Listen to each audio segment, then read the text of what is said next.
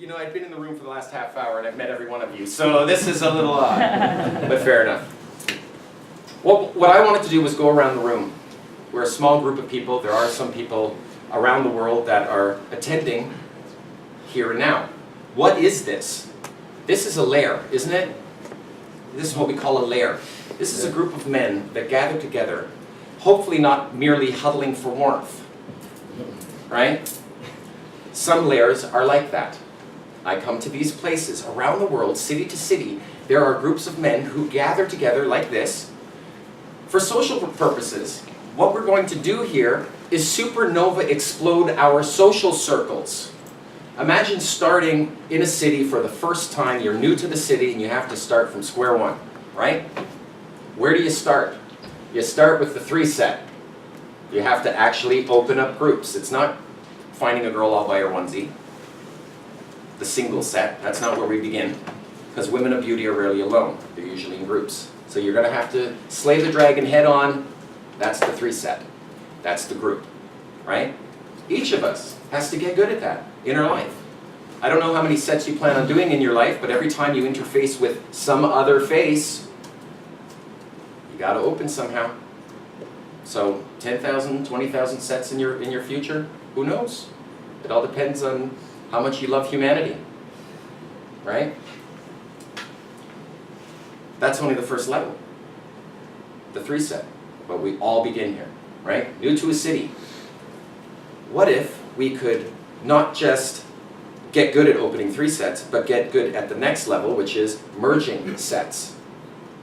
Allowing the last set that you opened to give you pre-selection, for instance, girls around you, to heat up an adjacent set. When you open up that second set, it'll open up much more easily because the comfort's already established that you have women around you. You can't be that threatening, right? Now as men, do you know what it's like to be attracted to somebody bigger and stronger than you? That's a woman's perspective. So she's going to have fear of the person. Fear and excitement are the same. Adrenaline, so little fears of, you know, titillating, intoxicating. But if the discomfort is so much that she doesn't want to talk to you, then you cannot convey your personality and you cannot work to trigger her attraction, right? So this game is won in comfort. And one of the tools for building comfort is to merge groups. It makes them feel safe. When you're bouncing a girl from one venue to another and she's compromising her safety, she's actually putting herself into a compromising, threatening position, hopping into your car, and you met her that night, right? Only to arrive safely at the next venue, back out into a public gathering, huge amount of trust is established, right? So you have to have some trust established, at least a little bit, to get her into the car so that when she safely gets out of the car and wasn't kidnapped and taken back to your lair, right? She's safe and an additional trust is established. So it's almost as if the first 3 seconds of your game buys you the next 5 seconds, buys you the next 10. That is your open right there. That opening buys you the next minute. If you win over that minute, you're now a minute and a half in. Good on you, mate. You're a minute and a half in, right? That'll buy you the next 3 minutes, especially when you get to lock-in position. The all-important position, 3 to 5 minutes into every set you open, you're going to have to sit with them at some point. If you just stand there for 10 minutes working the set, they may be entertained enough by it, but because they're not locked in, they don't feel like they're with you, right? It may look, in fact, like you're gaming them. 3 seated girls and you're standing and shooting the shit, right? Or if you're not in lock-in position. If I'm leaned back and the girls are around me, if I'm standing, I don't want to be, the girls here, feed me? No, let's try this again. The girls over here. This is kind of frat housey. Does a woman live here? No. Is there a high-heeled shoe at the front door? Right, if a woman's here, about here. Where are you? If I game her like this, if it looks like I'm gaming her, I lose value, right? I don't look hot to adjacent sets. But if I switch her, if I grab her and turn her and I lock in, I look cooler. It looks like the girl's gaming me, right? Now it works. It's like its own feedback loop. It works for this girl. She will feel a little bit like I'm more attractive She'll feel that just by this alone. But more importantly, it's the adjacent sets all around the room. Because you're not doing one set, coming home, one set. You're going to take this set and you're going to use this to build some social proof, you know, laughter, smiles, girls around you, to open up adjacent sets. And when you open them up, they open like a hot knife through butter. They just open because you're already pre-selected. Pre-selection is 80% of the ballgame. That's what this game's really all about. A girl can save the time of having to get to know you if she knows that other women already have chosen you. She's going to have to fight for your attention. So that's what we attempt to do. You know, our goal as pickup artists is to add the art form back into this. It's not just the science of pickup. It's the art of pickup. What do pickup artists do? They pick up. It's an art form, right? And we are all performing artists. We're pickup artists. Now, you don't have to be that professionally, although some of us are in this room, right? But you do need to have a pickup artist inside your head to turn on when you need, man up son, and turn off when you don't need, right? Every one of us. Let's get good at the 3 set. Let's decide on that. It's basic and advanced to do mergings. Let's do mergings. It's more fun for the girls. It's more fun for us. It gives us advanced maneuverability. I can't isolate my target in a 2 set, right? The next level is where you let last night's successes assist you in this night's successes. Bring the girls out. It's a party weekend. The girls that you're going to meet tonight, you're going to meet again, I hope, tomorrow. Bring them out, right? Especially the ones that have become, you know, friendly to you, but aren't yet hot for it. You know, they're not yet hot for you.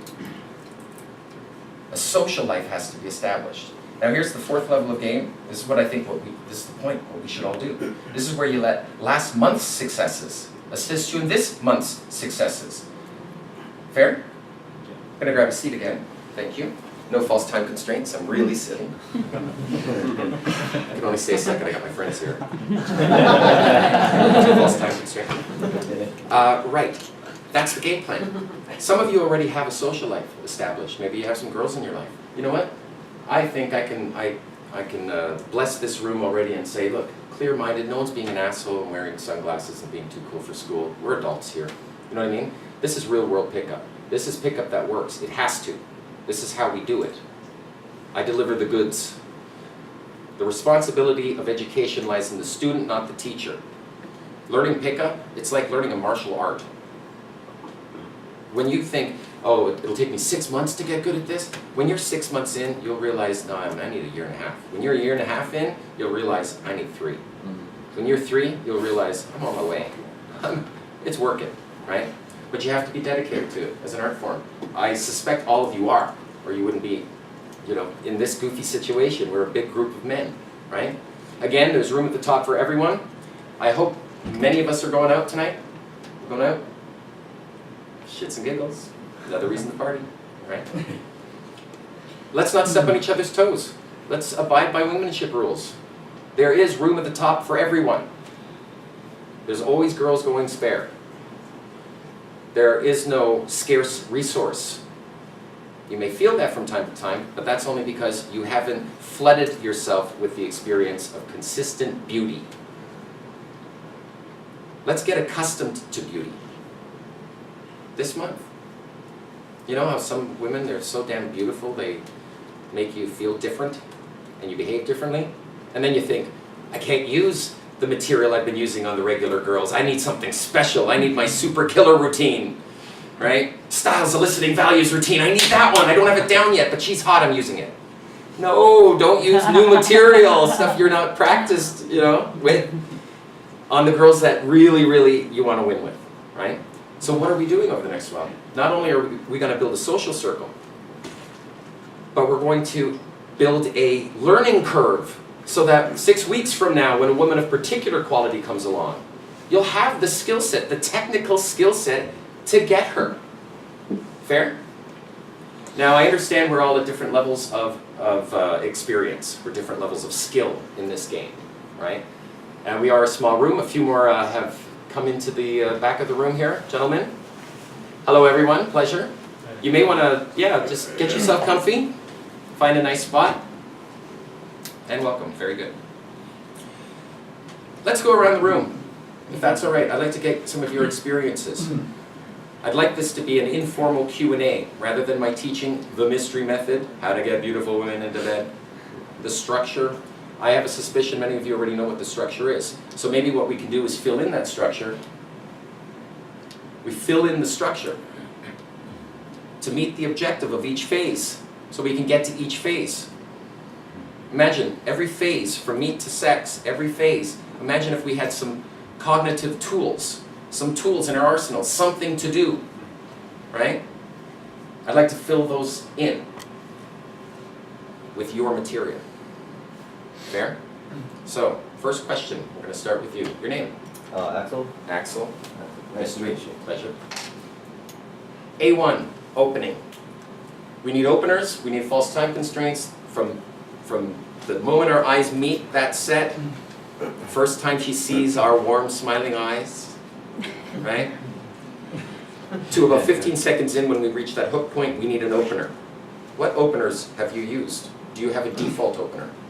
No, I just use whatever's around my situation. Situational opener. Yeah, situational. Nice shoes. Thanks, my boyfriend bought them for me. Lock it. Fair? Yeah. Have you considered expanding your arsenal to include a myriad of openers? And field test them to find out which ones last to set open, like this one. Do you know who sings this song? You spin me rats round, baby, rats round, like a record, baby. Who sings this song? It's Dead or Alive, thank you. Works great. Yesterday we were out, right? Yeah. What happened? It absolutely blew open the set. It just blew everyone was open the laughing and Googling it. Eric, you were there, you saw that? Oh yeah, even from a distance, he was like yelling that, 20 feet away. Yeah, and did they sing? Oh, Oh, it was yeah. awesome. Yeah, it They really just was. But they were sure it was Billy Idol. Especially because nobody could figure And they were it out. saying Billy Idol, Nobody and I'm just going, said that no, a lot. it's not Billy Idol. But I needed to be able to break their, the agreement. She says something, most guys are like, yes, and, trying to build a yes ladder right away. I'm trying to break rapport. I'm like, no, you're off your rocker. It's not Billy Idol. Enough to like lean back and go, oh God, no, right? I can recover from that. I can work with that. I'm now much more comfortable to hang with because I'm not willing to stand up, walk over there, shoulder and shoulder, face them. They haven't earned that from me. That's why they get kind of that dismissive, hey, who sings this song? Something you can do in a quieter venue like the rooftop at Standard in the day, right? In the evening, early evening. But at nighttime, you're going to have to go in, you're going to have to go in close and open the whole group loudly, right? So you have no openers. What do you say to the girl when you initiate the chat? Something situational. Let's say it's a 3-set, a guy and 2 girls. Whatever's on my mind, I'll just ask him about an opinion or whatever's on my mind. I'll just Okay. talk about it. If I see something particular, I'll say like, oh, like, where'd you get that? And then it'll start a conversation. I'll relate it to my life and then Okay. go from there. So what's really important for you to be able to do then is to stack to the next routine. Have like a segue, a reasoning for it. Yeah. Fair enough. Okay. Your name? Martin. Martin. Yes, Pleasure to meet you. Pleasure. A2, after you've opened the set and you got the hook point, Yeah. do you have any stories that you tell that you know will actually lead the group entirely? Because yeah. sometimes they're not by themselves, Right. right? Sometimes it's a 5-set, right? 3 girls, 2 guys. So at least one girl's going spare. You gotta open it, right? What material do you find yourself using I for attraction? I use something like this. Or I guess spiritual, and they usually say yes, right? Opener. Or no, whatever, right? Right. I'm actually very spiritual, right? And I was hanging out in Peru, right? I Mhm. went there to see the ruins, the Mayan This ruins. is great already. Which are amazing, right? And it's such a spiritual place, right? If you ever go there, you will definitely feel the energy of the place, right? Which is amazing. But anyway, we got lost in the jungle, and we got into this really weird ayahuasca ritual. Do you know what ayahuasca is? Yes. Yes, no, right? And then they tell me about this out-of-body experience that I had, right? Right. And I'm like, well, it's this highly hallucinogenic mushroom that you take, Right. And it allows you to have out-of-body experiences, And you right? tell them about the experiences of that. It's Exactly. great. Great for those who are curious about an experience that needs to be had at some point. Exactly. Every person's life. Right. And then I take Maybe from not there- when they're 21 though. And then No. Little 21-year-old girl in the club. No. No. But fair. Right. Okay, good. Cool. Good. And then I keep Pretty going. I stacked. have, it's like a long thing. Understood. I didn't mean to cut you off on it, but you have it. Yeah. You got a story. Does everyone have a story to get into? Yes. You have that next story, right? Do you know how to stack? Stack material? Yep. Now, I'm not out to make people robotic in saying that there are such a thing as routines in itself, but they're your routines, they're your stories. We have to call them something. Let's call them gambits. A gambit is any piece of the puzzle from meat to sex. Any soundbite, a soundbite is a gambit. An opener is a gambit. A neg, if you know what a neg is. We have to sometimes disqualify ourselves from being considered a potential suitor to our target because the mom's there, you know, or because the boyfriend's there. You don't know. We need to disarm, not just to make her have to requalify herself to you, you know, make her feel that need to fill the void that you've created and qualified and chase you. That's one reason, but it's also to disarm all the obstacles. If I say to a girl, "Hun, can we just turn that girl-boy dynamic off for a little bit?" You know, for lack of a better word, will be spiritual. Fair? Like it's Christmas. You throw that out, and the guys are disarmed by it. And then you go back to shooting the shit with the guys with her still in earshot. Right?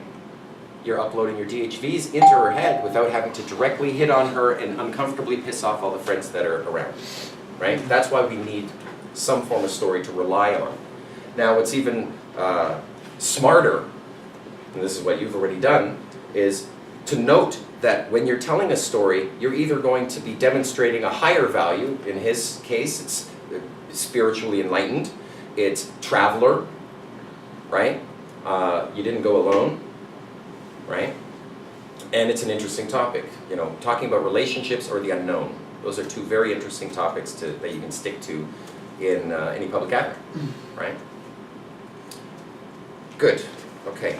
I have lots of thoughts on this. We're just going to move forward, right? Open. A2. Demonstrate higher value. Takes 3 to 5 minutes. Hello, hello, welcome. Hello. Come on in, settle in. I'm so sorry we have no extra seats. It's a full house, but there's a lot of nice walls. Settle in. Good to meet you. No worries, thank you. Fair. Your name? Michael. Michael. Nice to meet you. Pleasure. A3. Assuming we've already demonstrated higher value, pre-selection, leader of men, a story about how you had to save your girlfriend from being chased after work. She's driving home after her strip club job, and some assholes are following her home from work, and she calls you up to save the day. That's protector of loved ones. That's a protector of loved ones story, right? To say that I turned to my friends and said, guys, I got my girl on the phone here on the horn. We got to roll. No questions asked, they just roll. You're now the leader of men within that story. So we need to, in A2, DHV ourselves and hit the 5 main attraction switches. Pre-selection, leader of men, protector of loved ones, show a willingness to emote, and finally, show that you're a successful risk taker. Sometimes the successful risk taker is as simple as you have the girl on your arm and you decide to use that pre-selection to open up an adjacent set. Have you ever seen two girls kissing, that's another one. Just a regular couple kissing. You ever see that happen in a club? Guy and a girl are kissing? Do you know how fun it is to walk in, tap them on the shoulder and say, may I cut in? It's funny, right? And then you go grab the guy dancing with a bit. Come on, give us some love, brother. And it's funny and you laugh it off and off you walk. The importance of doing that, though, is when you have a girl on your arm and you're saying, hey, let's go find my friend, my wingman, right? Let's go find him. Meanwhile, that happens and you can show her that you are a risk taker, right? But with her on your arm, you're protected from anything negative from happening from there. You're teasing, I'm teasing, I'm teasing, I got myself, I'm good, pal, I'm good, right? So you won't be threatened by the joke. But do you see how it's necessary? Some guys, what they'll do is they go up to a girl by herself, never meet her friends. And she never gets to meet your friends.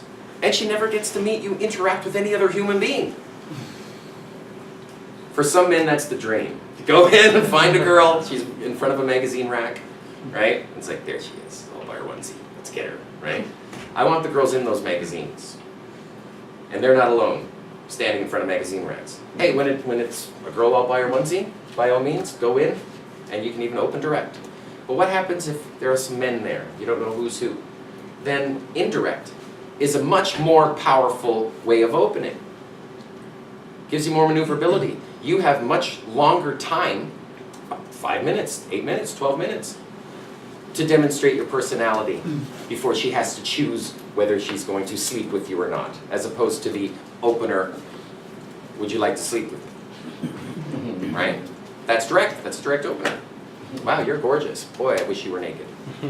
I didn't say that. Direct opening. Arg, Billy. Show us your big cock. Social violation theory, you can get away with a lot of wonderful things that feel that way. When they're by themselves. But when they're with others, then you're working a group. Many more people are going to pipe up, right? And they may screw with you if you're screwing with them, being so in your face. But a girl by herself, you can go up and you can actually, say, wow, you are so gorgeous. I'm trying so hard not to make out with you right now. No, I'm not in that headspace. Where was I? Oh yeah, we were talking about me. But enough about me.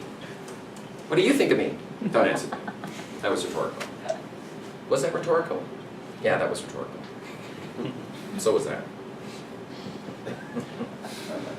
Once we've got our DHVs uploaded, triggered the attraction, right?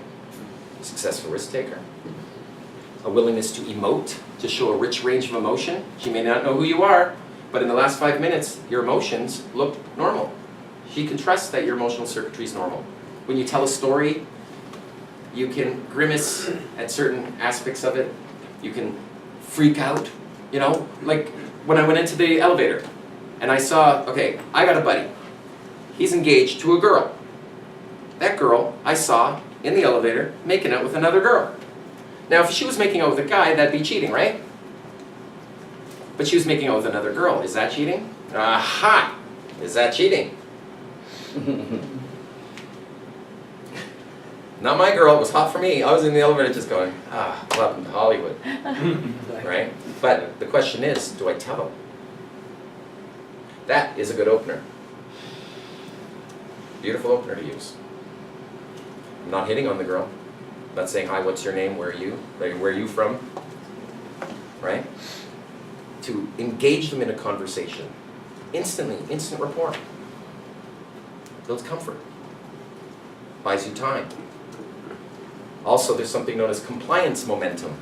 I need the girl to be compliant to me. Ultimately, I'll be saying bend over at some point. Right? I would like her to do that. Maybe not as your opener, although that's the dream, right? But if we can get a little bit of compliance early on, later on, there'll be momentum. Can you hold this for a sec? Thank you. And reward them for the good behavior. Say thank you for holding something. Take it back. Thanks. Right? If holding her hand is going to make her feel uncomfortable, how do you think kissing her is going to make her feel?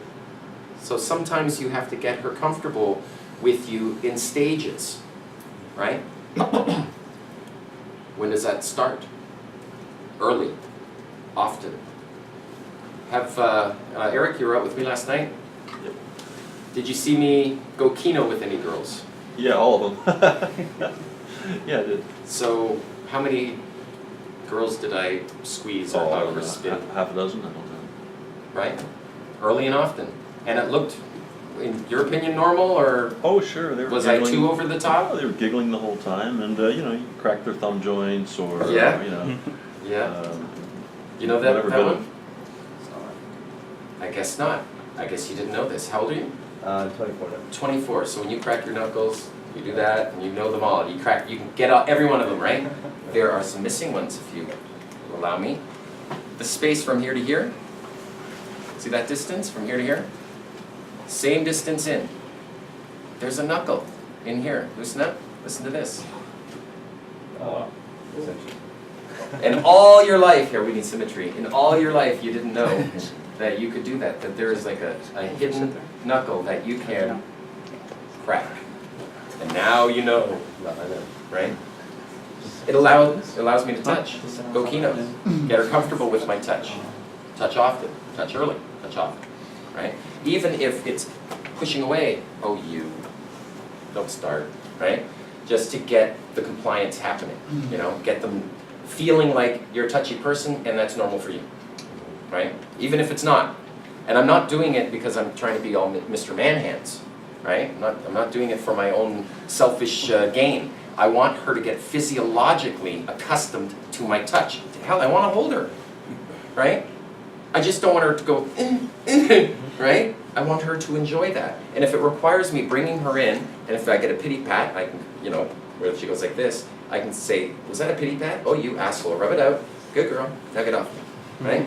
If I have to touch again and again and again over the course of the night to get her accustomed to my touch and know that every time I do compromise her comfort a little bit by holding her, that she gets let go every time.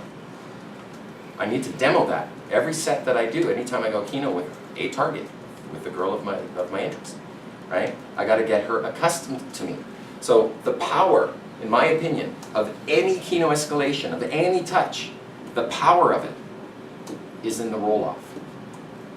It's in the fact that you're getting off of her and giving her the space to have to chase you, to re-engage you, right? Not all awkward pauses are really awkward. They're pregnant pauses. That's what they are. They're not awkward pauses. They're pregnant pauses.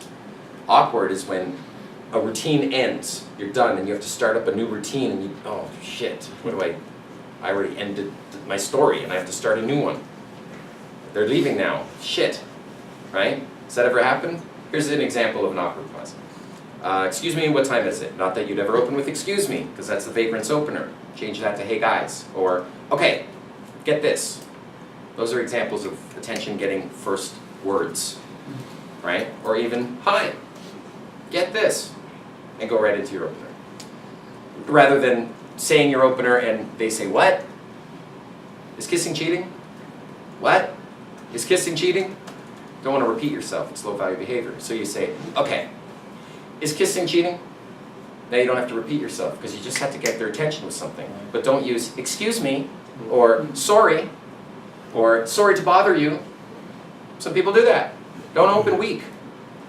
Don't apologize for talking to them. And don't tell them that you're already considering yourself a bother. Sorry to bother you. Or worse, asking to ask a question. Do you mind if I ask you a question? Don't ask to ask, fucking ask. Better? State it. Fair? Getting to the point of this awkward pause though. Excuse me, do you know what time it is? 10:30. Oh, thank you. So, come here often? Where do you go once the conversation is ended? Where do you start up again? How do you do that? That's an awkward pause. For me, I will purposely put them in to make her re-engage, right? Did that yesterday successfully. I remember having an experience where I shot the shit for a bit, then I shut up, turned, waiting, and in less time than I thought it would take, because I'm willing to lose the set at that point. She's gonna not re-engage me after a couple good DHVs have been uploaded, right? And a hug and a roll-off. She needs to show some interest, and of course then she pipes up with, so, you were saying, right? And she fills in the gap. That's why pregnant pauses are healthy.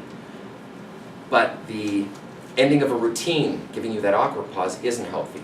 So I'm gonna give you a solution to this. You ready for it? It's called multiple threading. If I have a story, and I begin here and I end it here, right? And the story's over, I have to now start a new story, and that gives that pregnant or awkward pause. What I'd rather do is start a story, cut it off halfway. Oh, actually that reminds me, have any of you been to the Hollywood sign? Have any of you touched the Hollywood sign yet? You gotta like jump a fence, climb up, bring a girl, it's fun, right? Notice how we're now talking about the Hollywood sign when seconds ago we were talking about multiple threading, right? That's how you do it. You cut yourself off because you don't have to finish any of your stories. They're your fucking stories. You can cut yourself off, especially before they do. Keep it fast and interesting, and you're doing it for a purpose here. Halfway through the story, you start a new one. while you're in the middle of it. Okay, get this. This reminds me. You don't even have to say it reminds me. Just cut to the next one, right? When that one is almost over, start a new one, right? When that one, all of a sudden you decide to finish that one, it's over, it's really hard to start a new one. But you can say, where was I? Oh yeah, you still have 2 incomplete stories that you've begun. So where was I? Oh yeah, missing part of this Hollywood sign. I went up with a girlfriend of mine. Now, if you're so inclined to rating women from 1 to 10, which I never do, she's off the charts. Beautiful, beautiful girl, right? My little leg. So we go up to the Hollywood sign, touch it for good luck. Trust me, it works. And I can continue down that road, right? Notice the DHV is a pre-selection already built into it. Fair? Great to tell a group of guys if there's a girl in earshot. Right? When that story's over, say I finished the Hollywood story, I can try to start a new one and lose value, or I can go back to a previously opened one again. And we still have another one, right? So that's how we do it. It's both advanced and basic. It's basic in that you have to use it tonight. It's basic. We got to use multiple threading tonight, right? It's advanced in that you have to learn all your stories independently, get them up to speed. Your material, you're the comedian, it's your stage show. That's your 3 set. The one person you can trust to be there though, on your side, is you. As long as you know what your material is, especially when you're scared shitless, first set of the night, your emotional state may not be in the right, you may not be in the right state. It's not a confident state. That's not what I'm concerned with. The best pickup artists in the world are nervous. They really are, especially on the open. You got guys watching on top of it. Not only do you have to get the girl, but your boys are there, right? So that can be a bit of an issue. At the same time, you know, it can propel you. Boys are watching, don't fuck up, in you go. So do multiple threads. It's advanced. You gotta learn them all separately. Learn your material. Learn them tonight. Because tomorrow, if you're going out, you want to have some of the material that you're still iffy with to be tight and ready to go for when it's important. Make sense? All right. Next up is this qualifying concept. 3 to 5 minutes in, you've already locked in maybe the whole set or isolated one of the girls. You want to qualify her. Don't give her indicators of interest just because she gave you indicators of interest. That's not reason enough. Yeah, she's hot. They're all hot. We're all beautiful people. That's my reframe anyway. Right? She has to say something that makes me act interested. Right? So in A2, in the second phase, while I'm DHVing, it's going to be like a 90% me, 10% them ratio of conversational ratio. It's more me. I need to upload DHVs. I don't need to know her name. I'm not interested in her name. I don't know her from a hole in the wall. Here's a hole in the wall. Here's her. Same thing. And yet I'm curious. Is there more to you than meets the eye? How's life been from birth till now? How's it been? Right? I've got a lot of commonalities with these strangers. We're all earthlings. We're all in the same celestial sphere. We are all bottom dwellers under 60 miles of an ocean of air. Right? Lots of commonalities to share with these girls. But we gotta get them, we gotta bait them. We gotta get them to give us those DHVs so we can give her indicators of interest for having said it. Right? So that's what qualifying is all about. The act of qualifying is a high value of male behavior. It's an entire phase. The fact that you're not saying, wow, you're absolutely gorgeous, please come home with me. You're saying, yeah, you're beautiful and beauty's common. Is there more to you than meets the eye? You know, who are you? And that's special because. Let them win you. But not on the open. Unless you've been seen with girls already, so you can have those, you've got 80% of all the DHVs you need with pre-selection. When you enter, like for instance, if I've got laughter and smiles with a bunch of girls at the bar, I can over the shoulder open up the bartender by saying, is there more to you than meets the eye? I'm already qualifying the girl because I've got pre-selection set already. I'm already considerably attractive. I'm considered attractive to her because if she says no to me, hey, I still got 3 more options around me and she knows it, right? We want to set up those situations tonight, right? Finally, in qualifying, we want to move into a lock-in, sit-down position so that we can start building comfort, and that's C1, the first of the 3 main phases in the comfort stage. C1, C2, C3. C1 is all the comfort that you could possibly build with that girl and her group so that you can effect either a time bridge or a bounce. A bounce, simple, we're going to bounce the girls back to Matador's pad downtown. Let's roll, right? We need to build enough comfort and trust that they're going to feel excited to go and safe to go, right? Hard to bring a girl when it's you and your buddy. It's 2 against 1, right? But if her friend comes, maybe a little safer. You know what's even more safer? 2 or 3 more girls are with them already. And the girls are saying, yeah, come on, right? There's like the bro code. Well, girls have a girl coding thing that they'd like to do as well. You know, like, is this okay, honey? Is this okay? It's okay. Yeah, come on, right? Then they feel safe. And there's room at the top for everyone, right? Bring lots of girls. They're safe, but you also have the opportunity to structure a challenge for the girl, right? Go after one girl, get nothing. Go after this one, get nothing. Go after both, pull them both in, and let them both meet, right? It's that other girl, her presence there, that is invading the investment this girl has already given you. This girl's trying to steal my investment. I've already talked to this guy for 30 minutes. Who's this girl? Well, that's my next set. Well, that's my last set. I'm bringing her in now. Right? Let them meet. They'll be so nice to each other.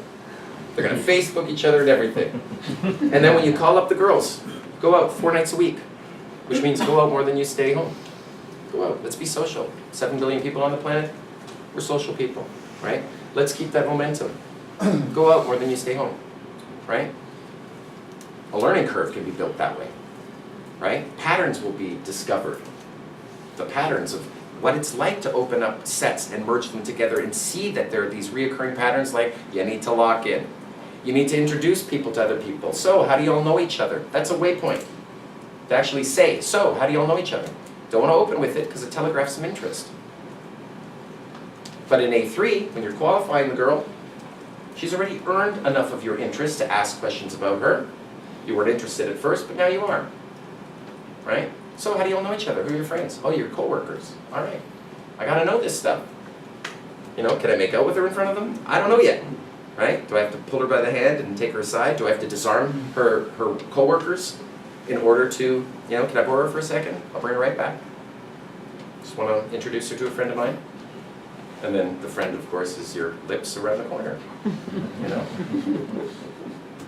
But you don't know whether you need to pull her aside and pull her away. You have to meet the friends, right? We had talked about these different levels of game that last month, right? The last months of successes, assisting you in this month's successes. Having a social life. Imagine 30 days from now we're going to have a barbecue. That's all. How many people are going to show? Right? Now, the good news is, gentlemen, you already have burgeoning social circles.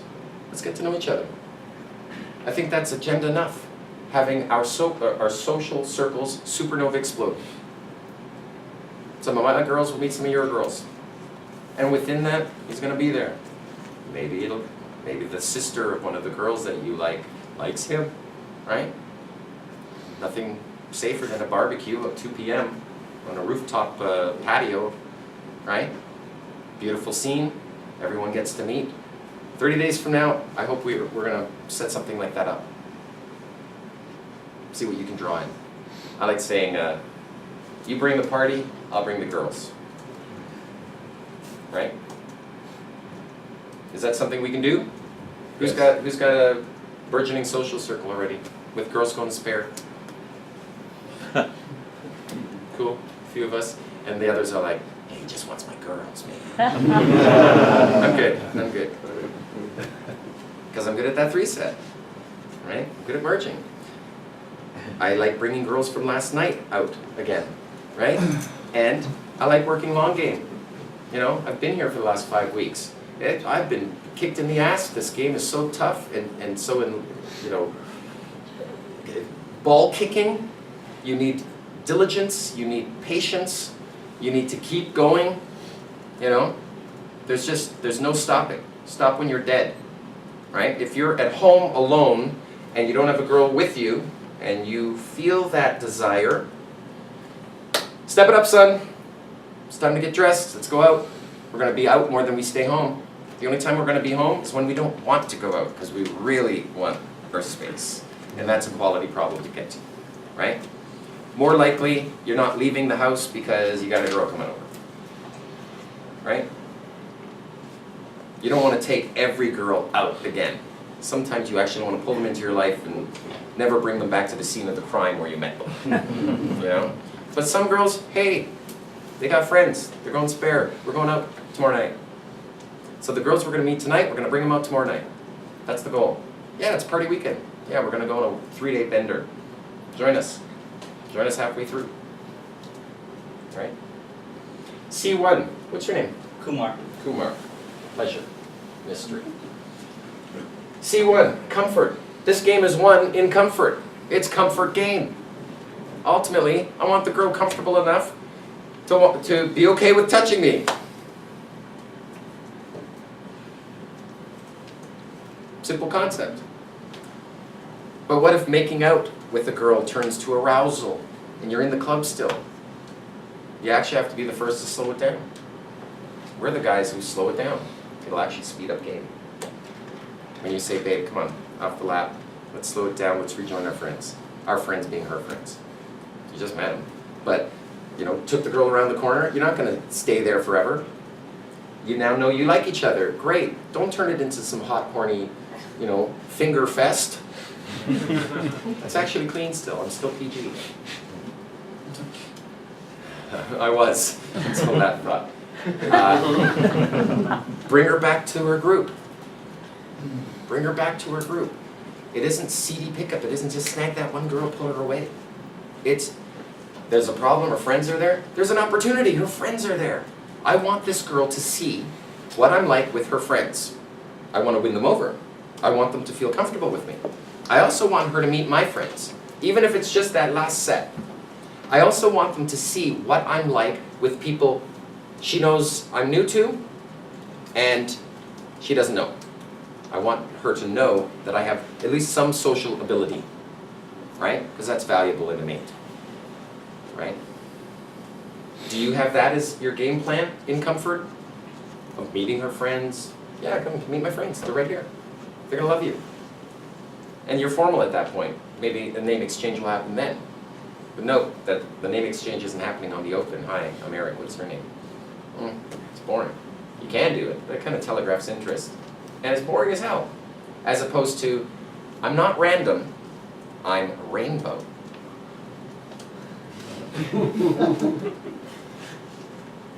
That's right, I said it. And I'm sticking to it. Much more interesting to initiate a conversation that way, right? Just food for thought.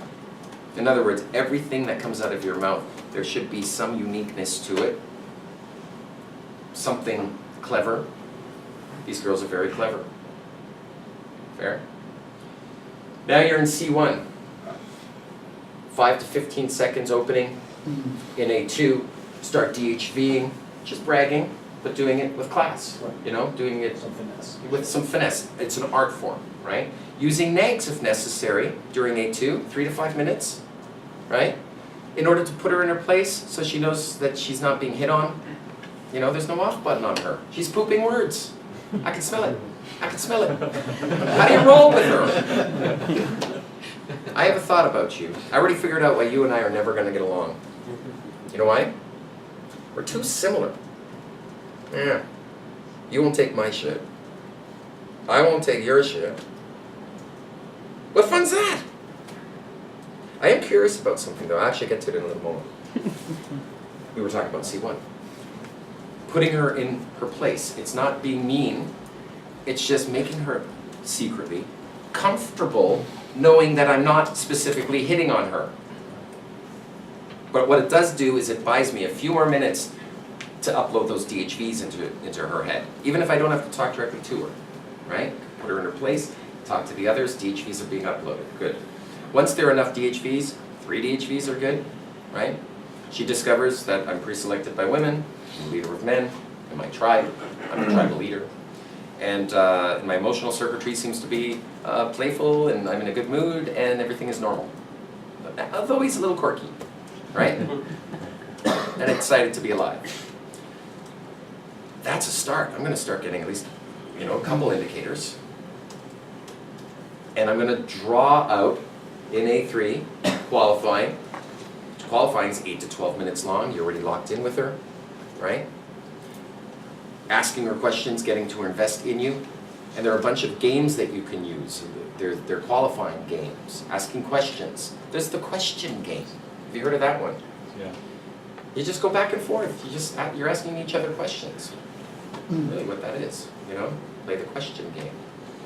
Right, so now you're in comfort 25 minutes to 40 minutes into the set.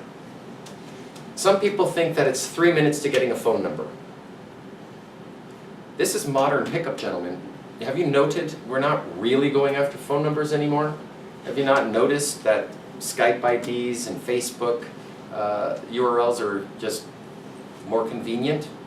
Facebook, for instance, on the iPhone 5 anyway, has a audio thing, a recording button, right? Do you know how handy that is for personality conveying? Gone are the days of texting a girl. Now you can just leave your voice and convey some color and character that you can't do in text. We don't want to do text. Text is for handling logistics. Texting is what men do. What time is the party? Where's it at? Send me the map link. That's what texting's for, to handle logistics. For lengthy dialogue, I'll get on the horn, I'll get on the phone for that. Or minute-long audio files back and forth. Personality is conveyed. Fair? It's not about getting the number in 3 minutes, or getting her email address in 3 minutes. Yeah, I got her, man, I got her. No, you didn't. It's worth the paper it's written on. It's wood. 25 minutes. The girl has now invested some time in you. So you got an A1, A2, A3, start moving off into the C1 location, start your C1 material, right? And then 25 to 40 minutes in, you can go for a close.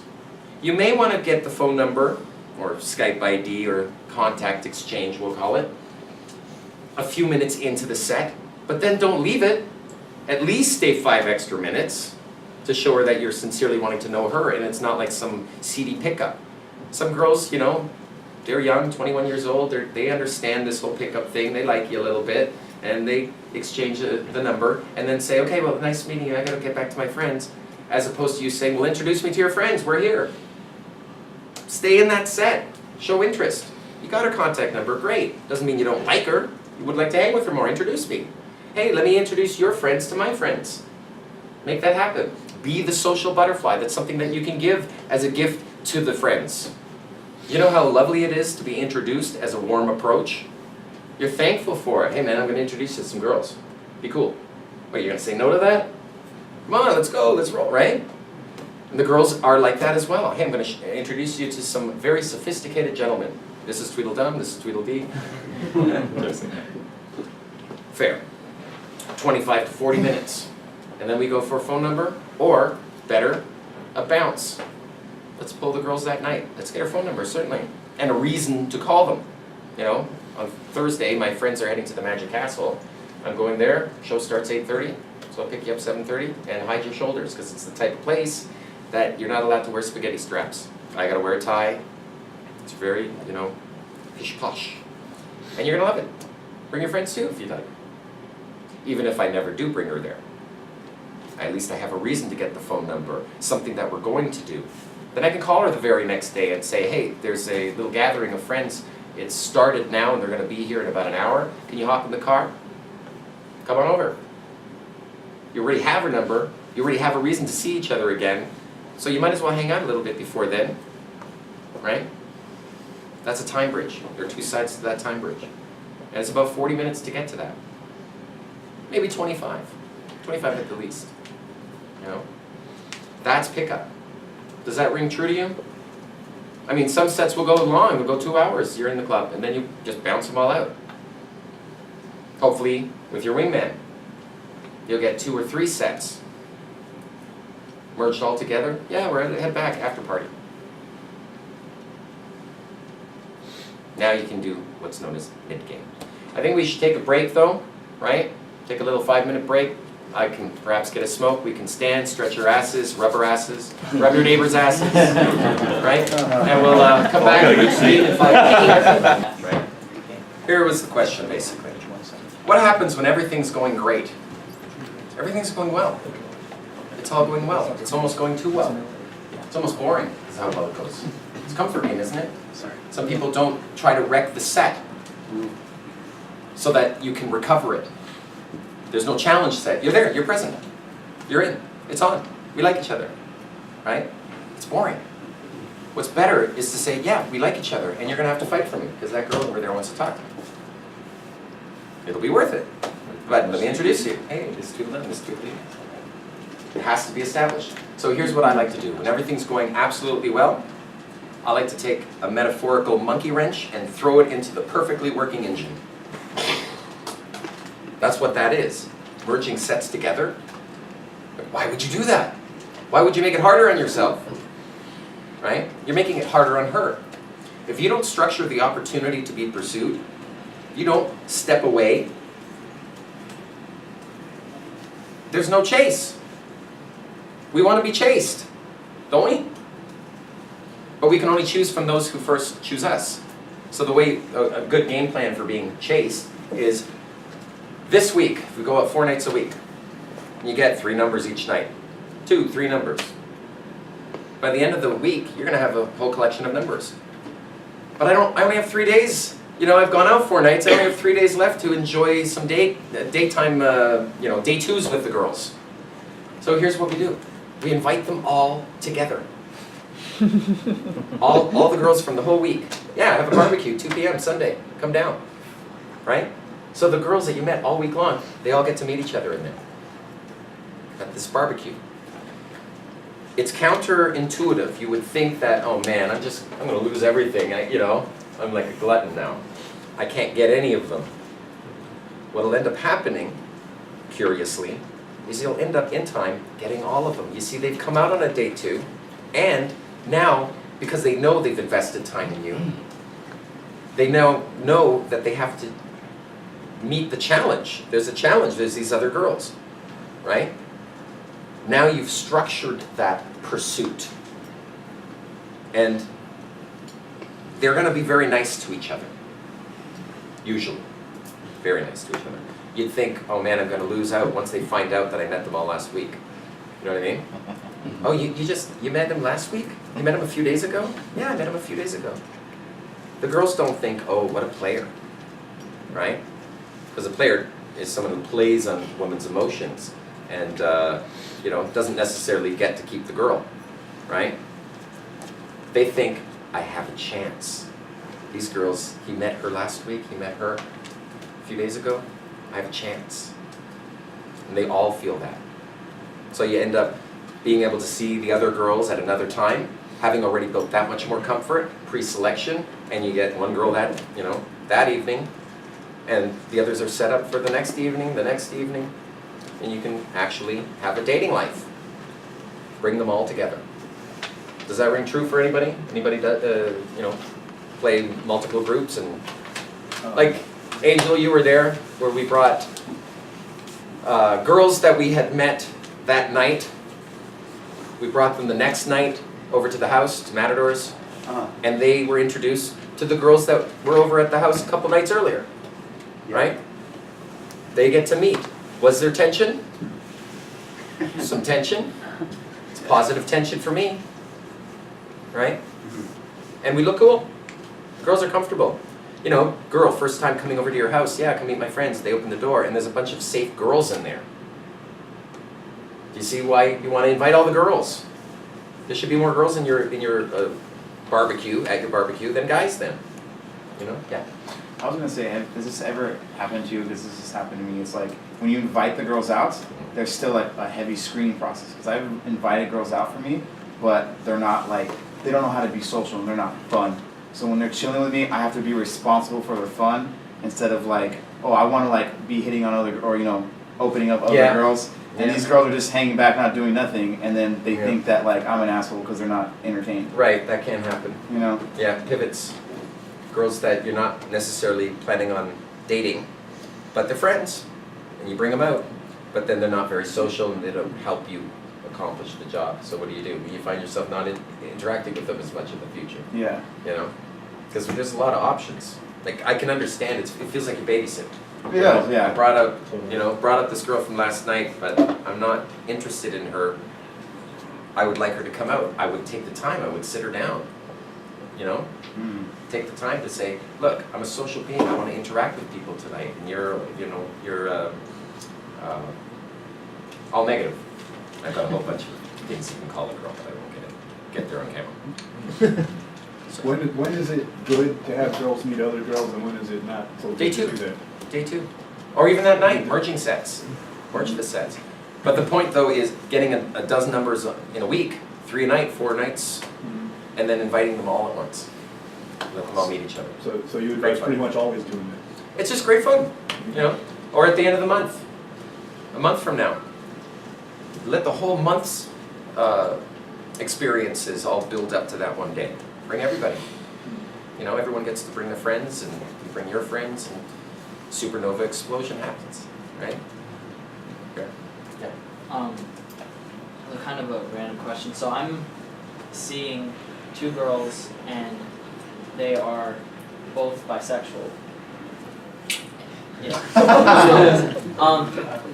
Bisexual But both of women. them, they I've heard both kind of have I've given them the impression that they're like, they know what I'm about, like that I like to go game and stuff like that, Okay. and they're cool. I think it turned on the attraction switch more so for them. Yeah. But I've also kind of given them the impression that they're at the top of my list.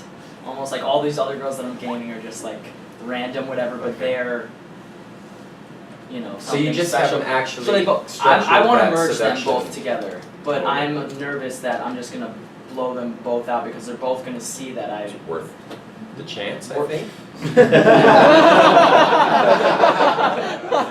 Okay, that's all I need. It's a really sweet girl, but I don't want to hit on her, because if I do, I may blow it, right? Yeah. Okay. Dual Get induction blown or massage. blown up, they What's the say. chance, yeah. Alright. Put that out too. Just get naked and What's put that? them in a The room. dual induction massage. The dual induction massage, baby. We don't need coconut oil. We've got spit. Right? Yeah. Okay. Yeah, again, it's counterintuitive, bringing the girls together like that. My buddy Neil, the pickup artist formerly known as Style, since he's killed off Style, he got married. He buried his leather suit. Silliness, but fun. What he would do is he would invite a girl over, and he would always add these time constraints, the false time constraints. Not only great as a tool in the opener, right? I can only stay a second, I got my friends here. Even when you invite a girl over, come over, but you can only stay an hour and a half, I gotta get up early tomorrow. He's a writer, of course he doesn't have to get up early, in the morning. But that time constraint kind of makes it feel a little bit that much more comfortable, right? And the girl gets there, gets comfortable at his place, always show the house, every room to a girl that comes over. Like literally every closet, just like a cat. You bring a cat over to a new environment, you want it to curl up on your lap, but it's not going to. It's going to hide behind the bed first. It's going to go sniff around, check all corners, check all closets, until it grows bored, knowing that there's no other animals here, there's no other people here, right? And then it'll curl up on your lap, right? So you got to give them that kind of space and time, right? So what he would do is he would grab them a drink, settle them in 10 minutes, and say, I've got writing to do. Maybe you want to come over with your laptop, got internet, got some magazines, music, just chill out, right? But I do have deadline. And there he is, tapping away for an hour. Every once in a while, he'll turn and say, hey, how do you spell this word, or read this little bit, right? Other than that, just putting her into the room makes her feel comfortable, right? And then when she starts feeling uncomfortable, like nothing's happening, he's not hitting on me, he's not doing anything, right? When she's saying, well, I'm thinking about, going, he'll just take her by the hand, walk her into the bedroom, and start making out with her. The end, right? I've seen him do that more than once. Right? I've seen him bring 2 girls over at the same time and letting them meet. I've seen that happen. It's more comfortable for the girls. It's more intoxicating. You know, there's the challenge there. The girl's there. There's another girl here. So when you make moves on her, or have the other girl make moves, that's interesting. That's something that's happening. Make that happen. I live in a studio, so they like walk in and my bed's right. It's not like, oh, we're at my house, like, you know. It's Do an like, induction massage. This is right. Yeah, no, but you definitely. I'm a strong believer in social merging groups. You know, that's a social life. Having a social life is you're going to have more than one person in your life. When I draw a girl into my life, she's not just winning me. She's winning me and all my friends. Right? There's a benefit to that. Imagine, you know, you meet a girl who knows others, and those other people are awesome. You know, sometimes family members are awesome. Sometimes you meet a girl that, and the brother happens to be like, I'd be his bud. You know, and then he'll give me his sister. You know what I mean? Trust has to be established like that. Whole family trust. You know. Fair. Any other thoughts? Sir? How do you stop this from becoming a boyfriend-girlfriend scenario as time progresses and she's spending more and more time with you? Don't know. No. How do you keep it from being a boyfriend-girlfriend thing? I don't know. I enjoy hanging out with women. I enjoy that. So when she's demanding more of your time and wants more exclusivity with you, you just explain this is who you are? No. You may be in a very different position than I am. You know? Any girl in my life knows that I have to be social when I go out. You know? And it's as special as you want it to be.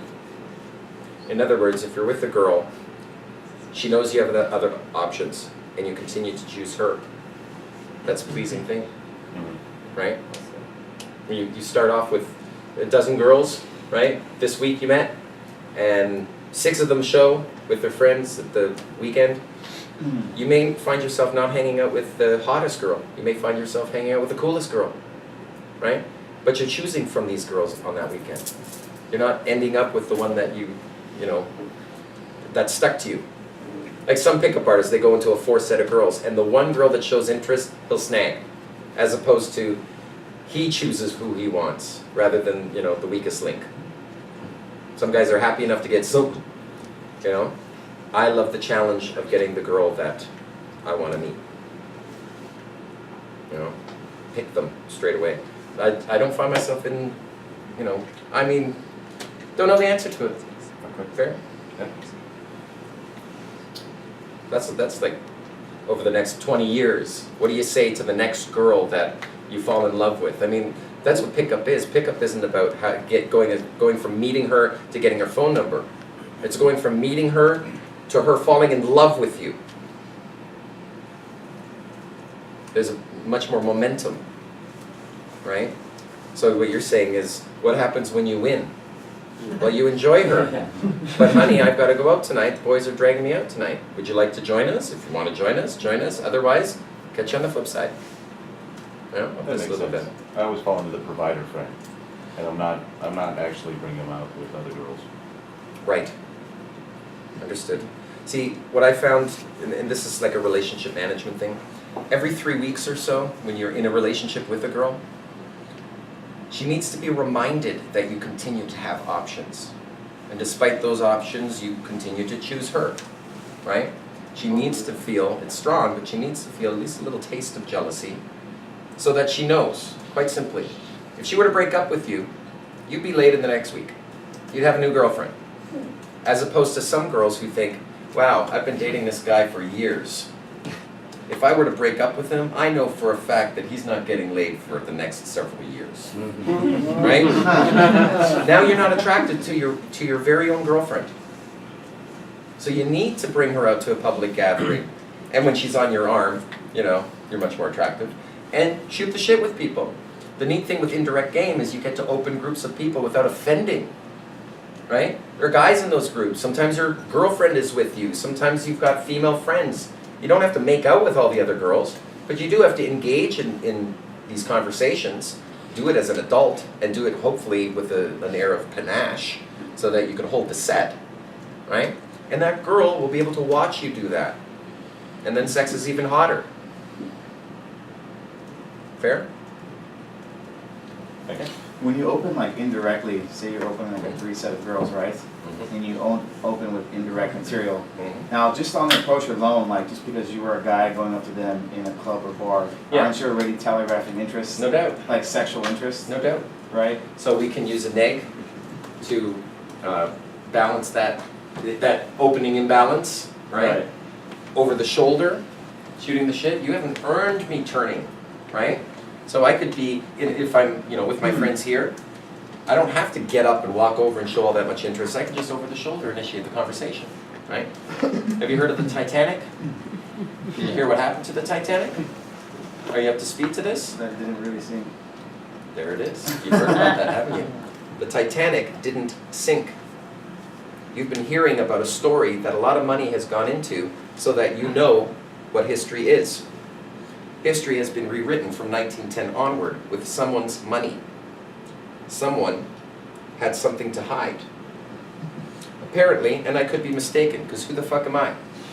I'm just a magician. I may lie up through my ass. There's my plausible deniability. It was a JP Morgan insurance fraud. They switched ships. Have you ever heard of the Olympic? Some people have. A lot of people haven't. There were sister ships. Titanic, Olympic, Britannic. Britannic has its own story. Olympic is the first story, though. It went across New York to New York from Southampton, where I was, what's a couple months ago, tops. And it got hit in New York Harbor. It got damaged. Bad damage. Real rupture. Totaled. Bent. Those pipes that go to the propellers, right? Crankshafts, were bent. So it limped back to Southampton, and over a 2-week period, they switched ships, and they set sail on the broken Olympic, relabeled the Titanic. It was only half full. They took half the emergency boats off because they were planning on sinking it. They only filled it half full, even though it was a maiden voyage. Should have had 3,000 people on it, but the maiden voyage only had 1,500. Curious, huh? They sank the Olympic. Now, how do we know? Aside from zooming into the testimonials and seeing how silly this whole iceberg incident really is. But it looks real in the movie. I saw ice in the movie. Right?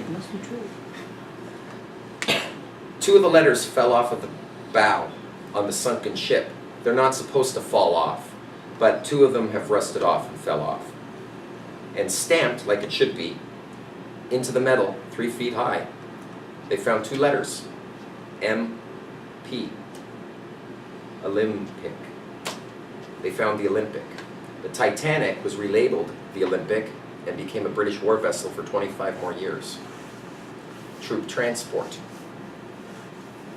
And now you know. And I'm aware I sound crazy. I'm totally aware. I'm aware of that to pace your reality. Perhaps we may even get crazier when I tell you where Michael Jackson is currently living. Maybe not. Great opener. But see, I noticed when you do it, you do it with like how you were saying before, you don't say excuse me or anything like that, right? You do it with this nice intent, like, hey, it's like I have a secret. This is what I'm going to say to you, and you're not coming from the frame of, hey, can I please talk to you? Yeah, hey, you're pretty, who are you? Where are you from? I don't care about them, I'm into something instantly. It's a value offering. I'm offering the value of information, of esoteric information, mystery school information. Because even though you're being indirect, you still have this like direct, I'm directly talking to you. Like, fair. You know what I mean? Fair. And it's a demo. It's a personality demo. You need some story to convey your personality without telegraphing interest on the beginning, right? And that's fun. That's the Titanic opener, and I've been using that to great success, I would say. Funny was when I first started using it, Matador was humming and hawing, going, "Oh, he's gonna go and do this Titanic opener again," right? And, you know? And I had to show them, look, it's ripping them open. The sets are ripping open, you know? Titanic, Eric, you were there yesterday? You saw me use Titanic? Oh, yeah. What did you see? It worked well, you know, you were Like there how big were some of the sets?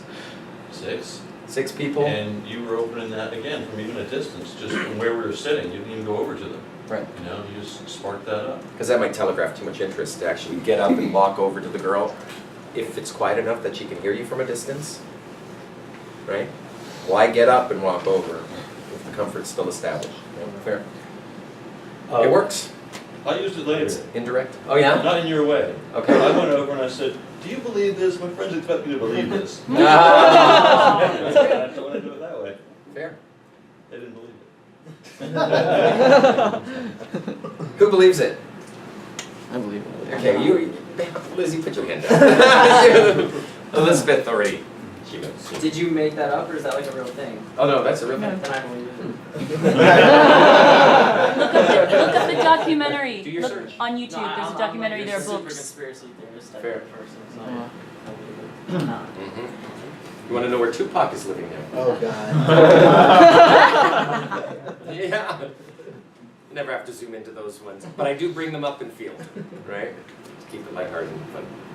Fair. Other thoughts? Yeah. Yeah, I think that like the gist of your delivery is how charismatic it is, and that is the reason why it hooks so hard. Fair. Thank you. You know, Yeah. for sure. We all This is kind of have a to stupid do this. question, right? Right. But like I know that the way you probably evolved your delivery is by practicing a lot, right? Yeah. In field. Right. If the girls, if they don't hear you, it's like I'm not loud enough. They don't hear me. What do I do? I'm going to these loud clubs. Talk louder. That's it. That's all you can do. Yeah, but how do you do that? Well, here's how it works. If you don't talk louder, you don't get the girl. Simple. Talk louder. Something that we were discussing outside was outer game and inner game, right? What I like to think of as outer game is the bottom-up approach, and inner game is the top-down approach, and they go meet in the middle. Bottom-up game, outer game, is tactics, techniques, strategies, gambits, stories, routines, DHV stories, right?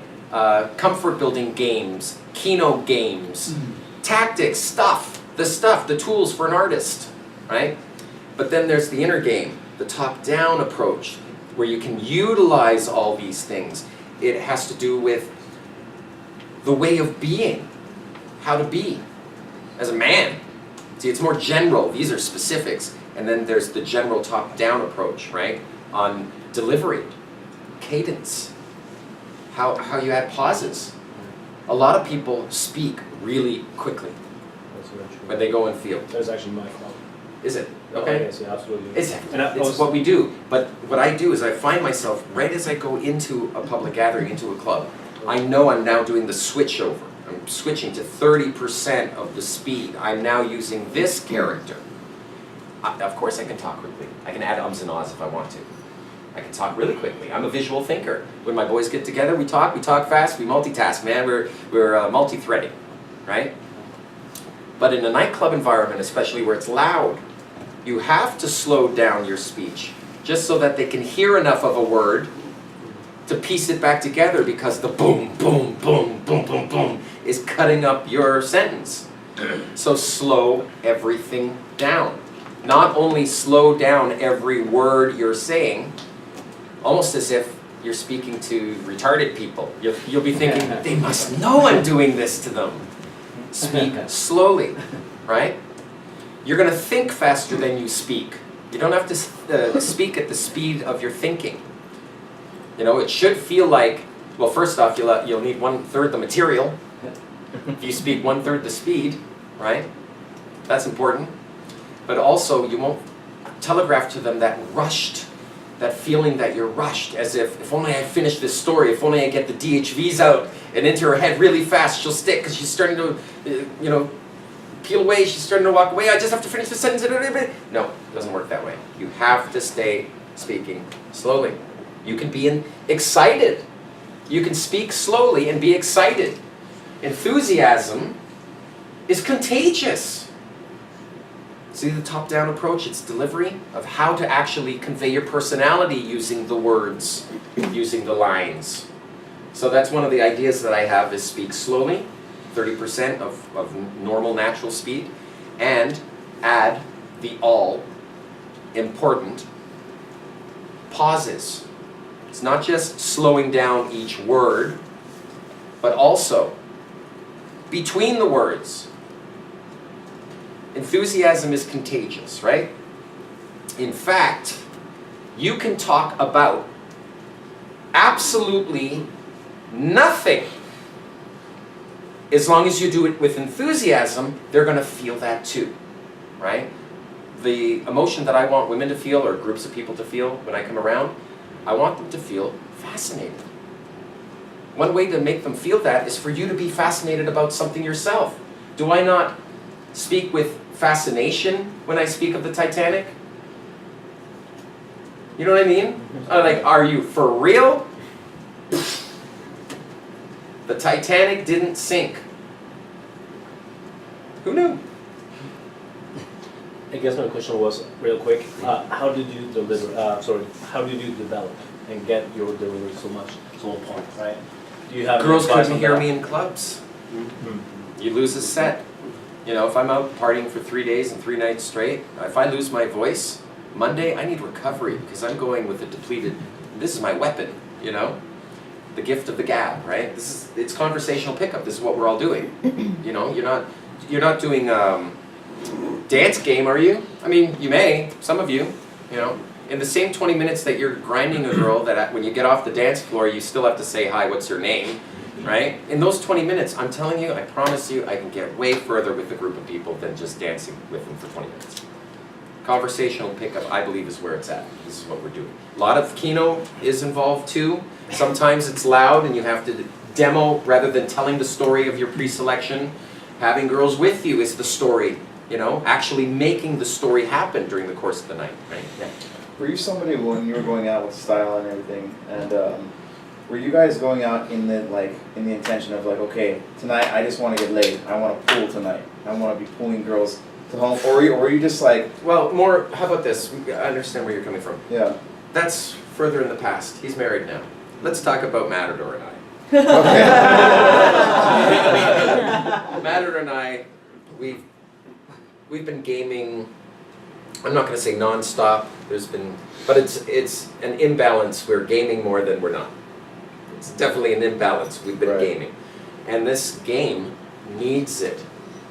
Whatever burgeoning social circle that I've created, that we have, it wouldn't exist if it weren't for the fact that we get out of the house. Sometimes we have to start all over. The night we go out to a public gathering, it's just Matador and I. We have no girls with us. That's fine, because we are facing the 3-set dragon head on. That's how you do it. It's cold approach pickup, right? We talked about this. The cold approach starts here with the 3-set. It gets hotter when you can let the last set assist you, right? It heats up the set. They already know you're pre-selected. Last night, bringing girls tomorrow, right? Or bringing girls from yesterday to today. Or girls tonight, tomorrow. That heats up the set, right? Last month's successes where you're bringing loads of people out, you know? Some of it will be, you'll be meeting friends of girls you've met at your barbecue. It's already a warm approach. That's what party game is. It's, you know, if we have a party and you're going to meet one of my girlfriend's friends, that's a warm approach. I'm going to introduce you to them, right? So you're not going to be, I would hope, an ass to them like you would to total strangers, you know, at the little negging, and because it could be an aggressive pickups, like some girls are protecting themselves. But when you come over to a man's house, you can't really neg their friends, right? It's a warm approach. Fair? The 5th level of game is kind of what we're doing now, and that's called hot game. It's where you're uploading the DHVs into a person's head prior to your arrival. That's what hot game's about. If someone makes a music video, if someone does a TV show, if someone does a webcam video, right? Someone does an internet radio show. Style has a show on Sirius XM, right? So if he meets a girl, He can then upload the information into her head by way of link through Facebook, right? Capture some of your life on camera, if you can, because that's a part of hot game. Nothing better than getting a girl and her friend back to your house and you can put on a little video that shows a little aspect of your life. I used to have these home movies. They'd be like 10-minute little home movies that I would show girls. Even as far back as Project Hollywood days.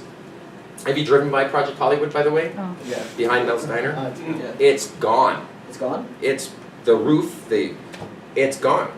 The house is gone. There's a shell of a house. It's gone. It rains into the living room. Yeah. Wow. Yeah. That's 4,800 square foot mansion. Beautiful 30-foot vaulted ceiling. Gone. Interesting. Point though is, even back then, when we had the projector pointing up at the ceiling, right? And a little pillow pit. It's basically the dance floor, and we bought 33 pillows and threw them all in there, made a nice little pillow pit. We could lie back there and watch. What would I put on? You know, I want to take these girls that I met down the street at a club to Mel's Diner, but before I get to Mel's Diner, hey, the house happens to be there, I have to change my shoes, hint hint, and I go up there, they now get introduced to the house, I put a little 10-minute video on that shows me with my friends going to Santa Monica Pier and having some adventures. A whole day in 10 minutes, right? Little edited video, a little home movie.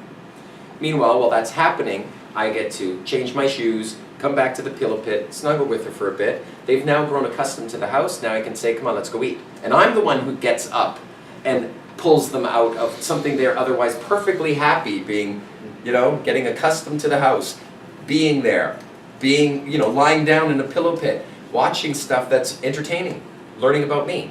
I don't even have to be in the room when I'm uploading those DHVs thanks to the video, right? And then I can take them down to Mel's Diner, they can grab a bite to eat. And I can bring them back up. They'll be much more comfortable the second time they come back into the place, right? That's the 5th level of game. We should all have that. Are you Googleable? What if the girl Googles you? You meet a girl, she says she's a model. You're like, ooh, a model, ooh, like a hand model, right? If you type her name into Google and nothing pops up, really, is she a model, right? So whatever it is you say you are, if you're a plumber even, you have a website, if you type the name of your company, does something pop up? Does some good stuff pop up, DHVs? Have you met any cool people? Are there any pictures?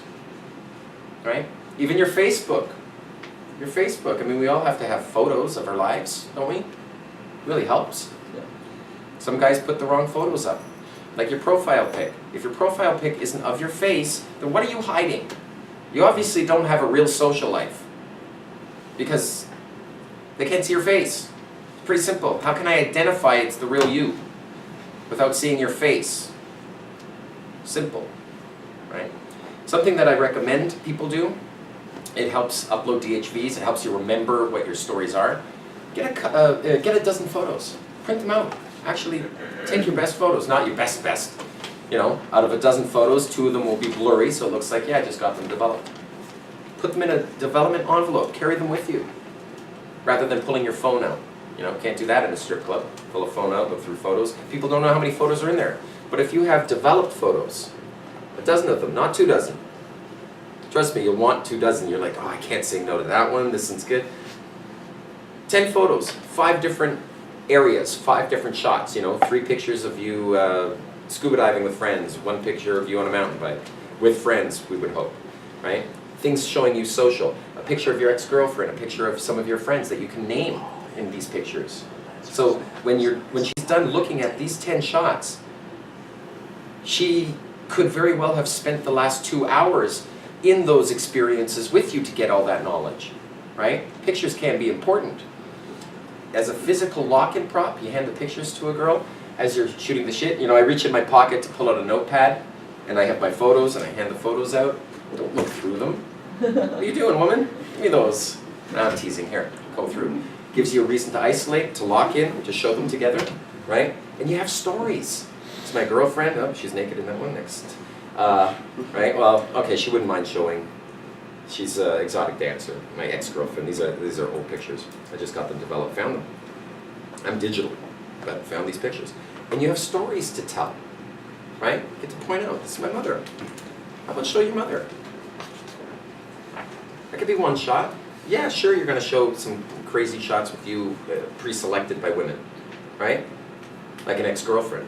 There's nothing more potent to an exotic dancer, for instance, than telling her that your last girlfriend was an exotic dancer.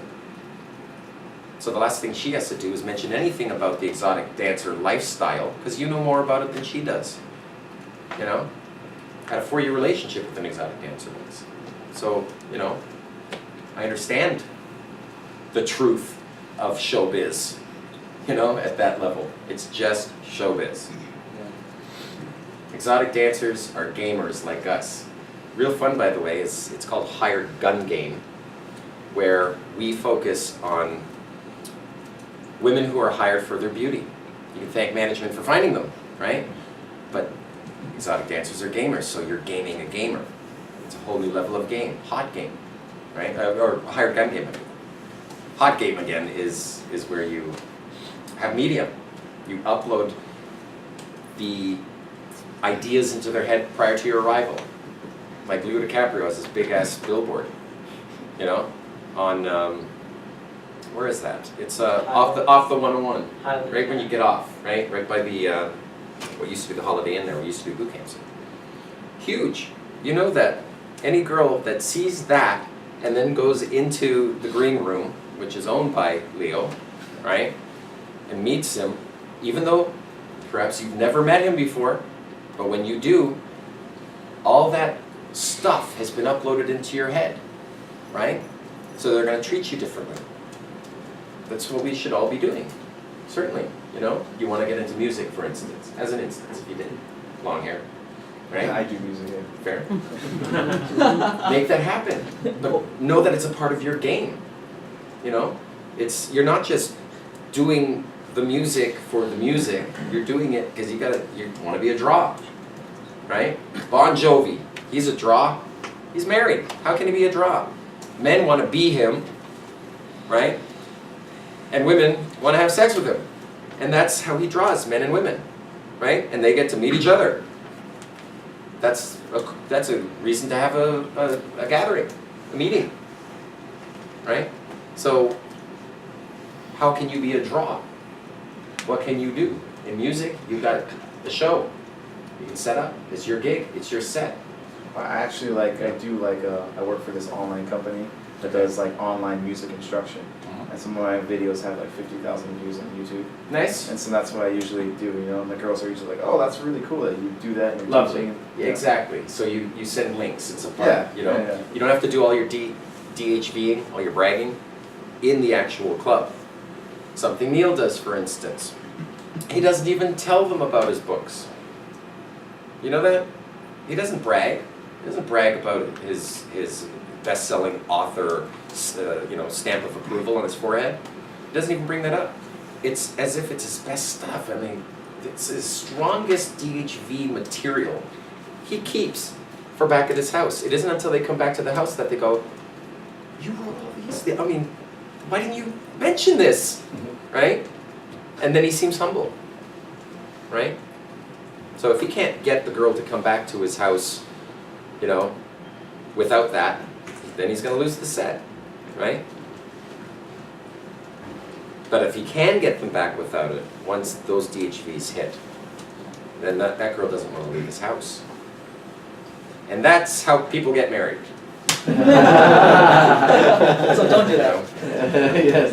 Once you get them in, and they're suntanning at the pool, they're comfortable, it's hard to get them to leave, you know. And not necessary, you just invite more, that's it. You know, I've got some friends coming over. And then those friends are girls. I treat them cool, you know. You don't have to be seedy. But there does come a time to pull the trigger. You do have to state your intent at some point. Whether you're going to state it on the opening, direct game, right? Or whether you're going to state it somewhere in A3 where you're qualifying the girl, then you can smell her and say, God, you smell so familiar. Or you smell so good, I'm trying so hard not to make out with you right now. All right, I'm not in that headspace. Yes, I am. I didn't say that. Fucking good. God, you smell good. That's a statement of intent, right? Now, if I shut up, creating a pregnant pause, It's awkward for her. She re-engages me in conversation, and then I actually indulge in that conversation. I already know that I can kiss her, because I said, I'm trying so hard not to make out with you right now. Okay, I'm not in that headspace. And then she re-engages me. So you were telling him, you did magic shows. Yeah, I used to do magic shows. All that really means, the subtext is, yeah, I can kiss her now. I know it, she knows it, everything's good. And we'll get to that at my earliest convenience, right? But important to state the intent. Sometimes you don't want to state the intent in pickup, the SOI. For instance, a girl coming out of the photography place. I'd gone in to get this microphone, to get a little lens for the iPhone 5, Matador and I. Came out of the place, there was a valet parking guy. Girl was coming out. I'd done this, this was on that little video I made. I talked about this. And he was goading us to pick her up. Why didn't he do it, right? So she came out and he said, you're gonna work, you're gonna pick her up? And Matador and I, we turned to each other and said, no, we already talked to her. Because we were inside, right? But she came out, 8 minutes later, there was a phone number exchange. But the phone number exchange could have been for business reasons. Matador has gone to film school, this girl is into film. It could have been the business exchange. No. Business cards we don't use, we don't need those. There's no woman that I'm going to meet tonight that needs to get a fucking business card from me, right? It's too formal, it's too corporate, because with a corporate structured exchange like that, that comes corporate policy. You're going to be, not grabbing her ass, for instance, right? It precludes me from grabbing her ass if I get a real estate card. See what I mean? No, I don't need a real estate card, thank you. Right? At the same time, I may not want to state my intent and say, you are fucking gorgeous, you have to come to my party tomorrow. Which is an option as well. But there is a middle ground, and the middle ground we talked about today, I hope we all do this. Let's smash social circles. I've got a very interesting, eclectic group of friends. I can't help but suspect many of you do too. Let's everyone meet for shits and giggles. There, now I've given my agenda. I did have agenda. Yeah, I want your number. I do want your number. But if it's not you, it could be one of your friends. There's no hurry for that SOI to be stated. It's your choice when you want to state your SOI. It has to happen. You're pulling the trigger. You're showing interest. You could do it right on the open, or you could do it in qualifying the girl near the end. At the beginning of A3, I'm saying to the girl, is there more to you than meets the eye? At the end, I'm saying, wow, your first impression was kind of lousy, but now that I get to know you, you are wonderful. I'm so thankful to have met you. And have her believe that. You just can't open that way. You can't state your interest, your intent, right? Too soon. But you can give it at a certain point. That's after A3, after qualifying the girl. Sometimes the discomfort from that will preclude you from seeing her again because she'll be too nervous to pick up the phone because you made out with the damn girl. And now she's got buyer's remorse, right? So sometimes it's, you got more chance of getting the girl if you state your interest once you're in isolation with her on a day 2. Fair? Something to consider. But do pull the trigger. Hit on the girl. Just hit on the girl after you've received some indicators of interest from her, so that it's like a mutual seduction, It's a dance. We're doing this dance with the girl. Spinner.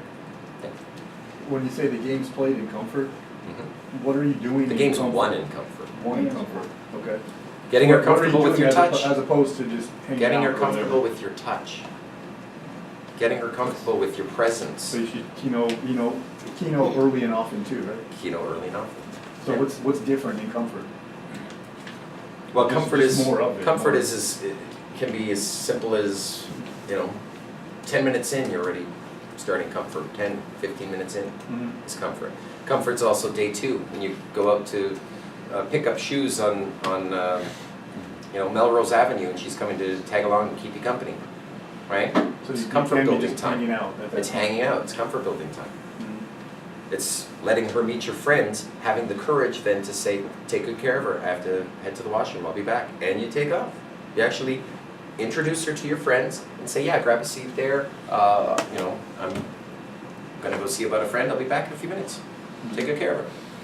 That's comfort building, you know? Especially if one of them's your wingman. It's like, oh, so how do you know mystery, you know? And then you upload the DHVs for your wing on his behalf. That's what Matador and I do. Sometimes it's as simple as me just getting the girl's attention going. See that there? That's it. Help Baxter. Hey, maybe we can move this these topics along. We've talked about bottom-up approach. We talked about a lot of gambits. We talked about structure, right? We talked structure, filling in the structure with specific things to say to meet the objectives, right? Opening gets you the opportunity to start DHVing. DHVing gets you the opportunity to start qualifying her. Because of the DHVs, she'll start feeling the need to, you know, step up, right? We're filling the structure with tools to meet the objective of each of these phases. Now we've talked about that. We've even talked about the top-down approach, right? How to deliver it.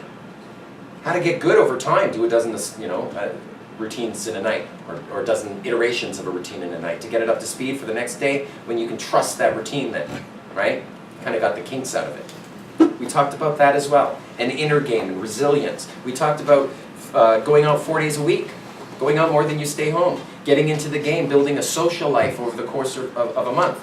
One thing that we have missed though, which is entirely ordinarily something we wouldn't talk about, but I think would be fun here.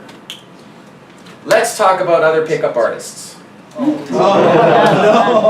This is now the gossip section. Yes. Only women gossip, man. Hey. Okay. Because there's just this fun thing within the seduction community.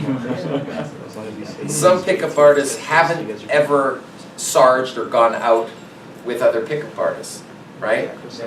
But they have a lot to say about them, right? And sometimes you've actually seen others in game live. I've had this wonderful, wonderful opportunity. I'm grateful for it. I've been able to go city to city, country to country, meeting pickup artists around the world. Just because of what I'm known for, what I do. I'm not a dating coach. I'm not a consultant. I'm a pickup artist. Yeah. Fair? Yeah. I build pickup artists. It is my magnificent obsession. It's what I do. You know, what I like to do is put a fire underneath a person's ass, not just to get good enough to get a girlfriend, but good enough to teach it to their sons. Long-term game, you know? Let's get solid. Let's become men in this realm. You got nothing better to do. I mean, you can get good at Super Mario Brothers, or you can get good at this game. I think you're going to get some rewards from this. It's also a lot like a video game in terms of the quarters in your pockets. You know, there's all these different levels of you're 3 minutes in, you're 5 minutes in, and then all of a sudden, oh, ugly girl comes in, grabs my girl, and takes off. Oh, I didn't see that coming. You know, I didn't handle the external interrupt. I have to be faster next time. You know, music was loud, I was distracted, and she was really large, and I just didn't right? That's the bad news with this video game. You have no save feature. You lost the girl. You got to start all over at level 1 again. That's the bad news. The good news is, I got plenty of quarters. Next set, recover soldier. And you have to have that internal resilience, that inner game, you know, find your center, son, recover soldier. That one botched, that was horrible. The good news is, I've let go of my outcome on the very next set. This is some inner game, top-down approach as well. The idea of letting go of your outcome. The very next set doesn't fucking matter. If 3 people think that I'm a big asshole because I did something wrong, I tried something new, right? I can live with that. I can't live with wrecking my whole night, but I can definitely trust that even though she's bona fide hot, that very next set, I can still wreck it. I can still recover. I might still have a great night, right? So that's how I trick my brain into letting go of outcome, being outcome independent. It's a real, you know, lighthearted, positive, easy to open sets when you don't care about it, mood to be in, right? Yeah. Again, confidence is not the state we're trying to be in. Talkative is the state. We're conversationalists. We use this to mesmerize, right? To reach in. Which eye do I look into? To reach your spirit. That's the eye. That eye. That eye. That's the magic eye. Oh, this I can't see that well. There's your spirit, right? You're interfacing with them. So use your voice, get into it, get talkative. If it requires the first 3 sets of the night to warm you up, you know? The one thing I recommend you don't do is when you're in the car with your pickup artist buddies that you were talking about pickup. We're in the car now, other than handing some logistics, gentlemen, if anyone gets lost, we're going to meet up front, you know what I mean? Things like that. When we hop out of this vehicle, it's like we're jumping out of a helicopter and it's Vietnam, you know? Locked and loaded. Smiles on. The idea of a smile, like you don't smile enough, I can already tell, right? You could be Joe Pesci, you can have a gun, but it's your birthday. What I've found is current emotional state, when you open up a set, open up a group, they're going to try to assess what emotional state you're in, whether you're in a threatening state or whether you're in a blissful, happy state. They're gonna try to figure that out, right? Let's make it easy on them. Blissful happy, are you teasing? Real happy, warmth with the eyes, the smiles with the eyes, right? So you can acknowledge them. From a distance, a girl looks at you and you go, hi. You know, you smile. Hey, like as if it's nothing. But that was important because when you go and open them in a few minutes, it'll be much easier to open. Because she saw, the very first time she saw your face, it had a big ass smile. Right? What if I have nothing to smile about? Well then, why would she want to join you on your adventures in life? Right? Girls are hotter when they smile, aren't they? Yeah. Turns out, so are guys, yeah. You just smile when you open the set though, right? Not I don't if you keep, continue smiling, yes sir, that's- I don't keep the smile, the American smile. So, where are you from? A nurse? No way. I can do this all night. Right? But on the open, it's great. Let's have a big ass smile on the open, half second on the open, right? Between sets, you're either the observed or the observing. We don't want to be the observing type where we walk in, beer held up high, walk around, look at the dance floor, right? We don't want to be that guy. Drink up high, by the way, that's a defensive maneuver, right? I find myself accidentally taking a drink, holding it there a little too long myself. Oh my God, I've got to catch myself. Bring it down. Better yet, keep your hands dry, because you're going to go Kino. Right? Drink your drink, put it down. Don't be defensive with it. Or I come around and go, dude, smile. That's it. Fair. But don't keep it. That's a current emotional state opener. Some openers that I use in order to convey the non-threatening current emotional state is I will say, I have a Jaeger in my belly. Actually, it was a double shot of Jaeger. I've got 2 Jaegers in my belly. Everybody's becoming very cartoony. Do you know what they're doing right now? I'll tell you. They're making love in my belly. Right? Lighthearted, opening, current emotional state conveyed. I'm not after anything. Or I say I have a lobster in my belly. My friends and I, we went for lobster and steak. And I pointed at a living lobster sitting there, looking at me with beady eyes. Looking at me through the glass of the aquarium. And I said to him, oh yeah, I'm gonna eat you. And I ate him, and now I feel bad. I don't feel bad for eating him. You know, he's a part of my body now. You know, he comes wherever I go. The problem is, it was so damn filling that I didn't eat all of him, and now I'm hungry again, but I left it, because you can't be walking around with a lobster doggy bag into a club like this. So I'm hungry, watch out. See how lighthearted that is? It doesn't have to be so formal. So, hello, my name is, who are you? No, I need them to know what my current emotional state is on the open first. I need them to know that I'm not after them. That's the use of negs. It's not because I hate women and I'm treating them with disrespect. It's because I actually want them to feel comfortable knowing that I'm not specifically after them. You know? I like saying, let's turn the girl-boy dynamics off. That's it.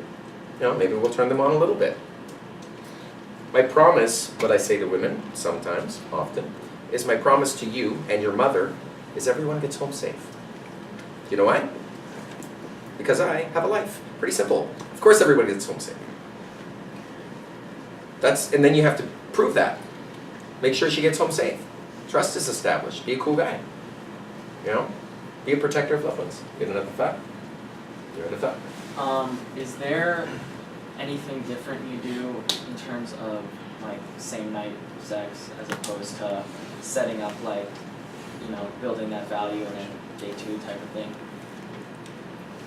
10 hours.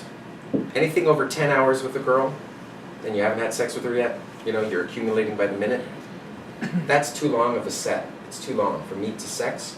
10 hours, anything over that, you're falling into the let's just be friends zone, right? So your statement of intent, your SOI, has to be made sometime before that. 7 hours is an average. 4 hours is a little short. 4 hours is one night though. So yeah, you can definitely pull a girl and start a passionate relationship with a girl that, you know, there's passion with. Is there anything like that you would say like concretely that you do different, or is that kind of more dependent on? It's all based on how comfortable she is.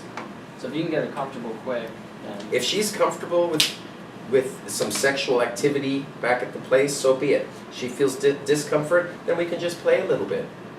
That's fine. Okay. You know, let her sleep. Get her in the morning. You know, that counts. Right? You need 7 hours. You've only hung out with her for 3.5, and it's 2 in the morning now. It's late. Well, let her fall asleep in your arms. Start again in the morning. All that time you were asleep together, that's comfort building time. You can count it. You know?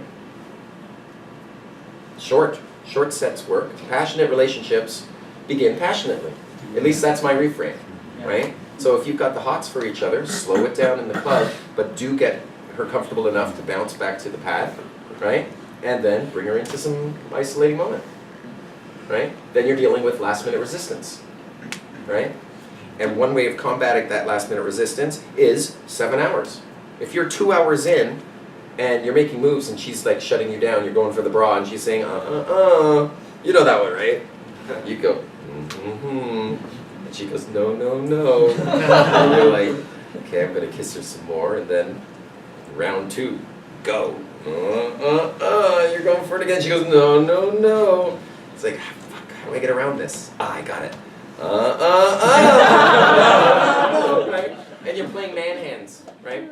You can get rid of the whole man hands thing in last minute resistance if you've got 7 hours, right? You accumulate time, you spend the time. And 7 hours, believe it or not, is a long time. You may accumulate that over several days with her, right? Or a very intense experience of non-stop hanging out. What I like to do is if a girl comes over, she sleeps over, let's say you do have sex with her that night. You may never have sex with her again. It could be just that one time. But in the morning, if you had sex with her again, that's really showing some interest. If then she leaves, goes back home, and later that night, day 2, she comes back and stays over again, and you have sex a third time that night, that is proof of a sexual relationship. You've started something. That's passion. You don't know that it's a sexual relationship until there's a pattern of sex. And a pattern can't be proven until you've done it 3 times. So you're not after the girl once. You're building enough comfort to be able to have sex with her at least 3 times, and hopefully 50 times, 60 times, and on you go, and you enjoy each other on this good earth, right? Problem is just that first time. So what if slowing the game down, buys you enough comfort for her finally to get naked with you, feel comfortable about that? Some guys, they go too soon. They hit on her on the open, and she, try to pull her to the bathroom, and she says no. If your girlfriend of 2 years won't have sex with you in a seedy little bathroom, don't expect a quality girl you just met to do that. Don't let that be your only winning move. Oh yeah, she said no, man. Yeah, you just fucked that up. You could have played solid game. That's the alternative to Fool's Mate. You can win the game of chess in 4 moves, right? Fool's Mate, it's a Fool's Mate opening. You can win, but don't let that be your only winning move. You're not a chess champion. If you win with it, it just means that the opponent is naive. Fell for it, right? Because even an awkward pickup's better than no pickup at all, right? What I'd rather do is play a nice solid game. 7 hours is a pretty solid game. I believe in the mystery method, the book, you mentioned if, which is a great book, by the way. Thank you. Cool. You mentioned if your inner game is solid and the frame is, your frame is solid, you basically can get away with anything. Yeah. So I think Yeah, you can open with kissing. So now And how it do you, sounds crazy, but it works. You know, sometimes what'll happen is a group will be pulled in. When my wingman says, "Hey, let me introduce you to some new people," and I'll say, "For me?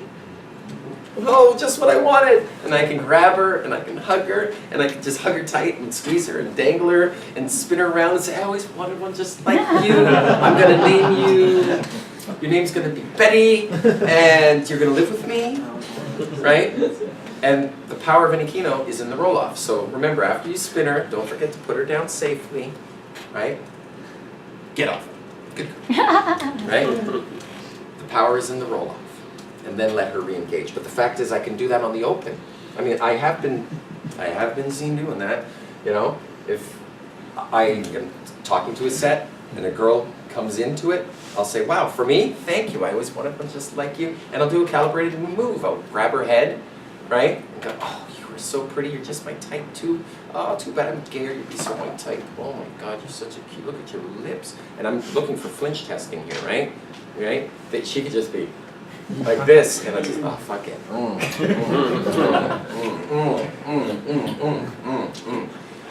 We like each other. You guys okay with that?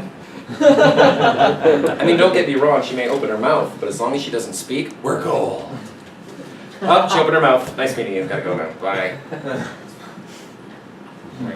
There's push-pull for you. How much time do we have? I have one thought on kind of like cat theory, cat string theory. Do we have Go ahead, keep going. a little bit? Because we are headed out tonight as well. Also, I think on our next smoking break, let's take the time to actually get to know each other a little bit. We're going in the field together. We should have some stories about each other. Like, as in like, so, who are your friends? Why are you all here? You know, we play paintball together. There's your easy out, right? Yeah, we play paintball together. We have we have similar interests, right? Leave it at that. It's good enough too. You've heard of push-pull. Yes.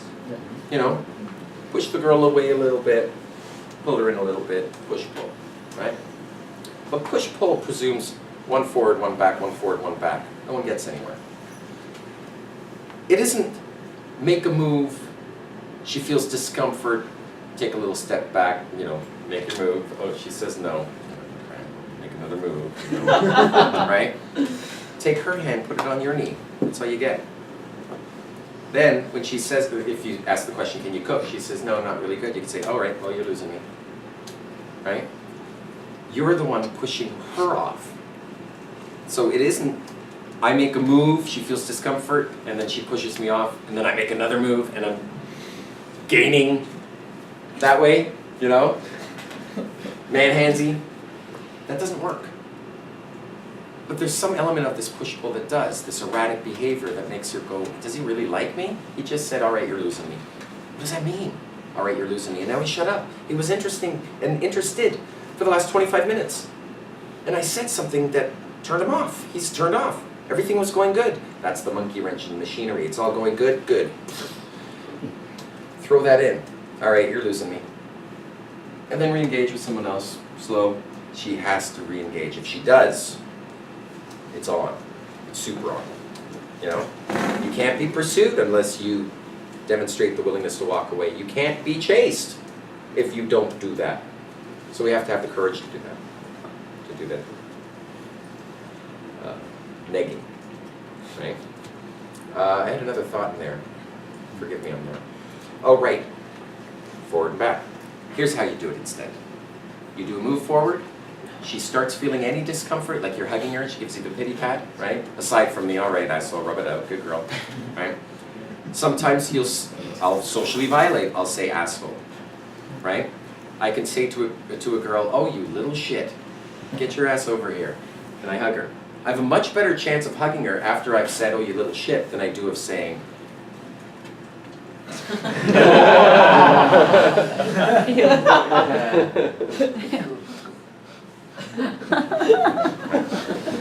By throwing the indicator of disinterest first, throw the neg first, and then you can show the IOI. Sometimes it's the opposite, you know, you'll say to the girl, you have beautiful eyes. Can I touch them? Give us a little love. Right? So you're hitting on her, but then you're taking it away again, right? Right, so here's how it works. Make a move. When she feels any discomfort, not only roll off, not only, oh, sorry, more so, roll off, lean back, let her re-engage. She has to fill the void. She has to chase you. She re-engages in conversation, great. Allow that to happen, and the next Kino move will take place. She feels any discomfort, good, roll off that, and roll off more. Not just, you know, you're into good vibes, good conversation, right? Yeah. And this hand thing has happened, right? Or if I lean into a girl and say, God, you smell so good. I'm trying so hard not to make out with you right now. All right, I'm not in that headspace. And then I shut up and wait. She re-engages me in conversation. See, I'm making a move, rolling off to a point, rolling off two. I make one move, roll off two. She has to start making moves on me. And then I make one move, roll off two, she make, you know, and I wait for that void, for the vacuum to suck her in towards me. It's one step forward, two steps back, she steps a foot forward. One step forward, two steps back, and in that void, she steps forward. And she chases me. From me to sex, it feels like it could be as many as 25 to 30 times this is happening, right? That to me is what push-pull is all about. Fair? Any other questions? Any other thoughts? Sir? So one thing that keeps me from being mentally free and using routines is feeling that I've already said the routine to the girl, especially when I'm going from this social circle to this one and understood. Yes, seeing sir. them on different days. Yeah. Like magic tricks, I simply remember what I've done on everybody. Okay. Right? To the best of my ability. The ability has become profound. I'm very good at remembering because all it takes is you to bump into a girl that you did the same opener on 2 days earlier. You know, is kissing cheating? You're like, didn't you ask us that 2 days ago? What's worse is when they don't tell you. They just go along with it, knowing that you lose the set, it's embarrassing, and you get a punch in your stomach for the next day to remind you not to do that, right? That's why we have more than one opener.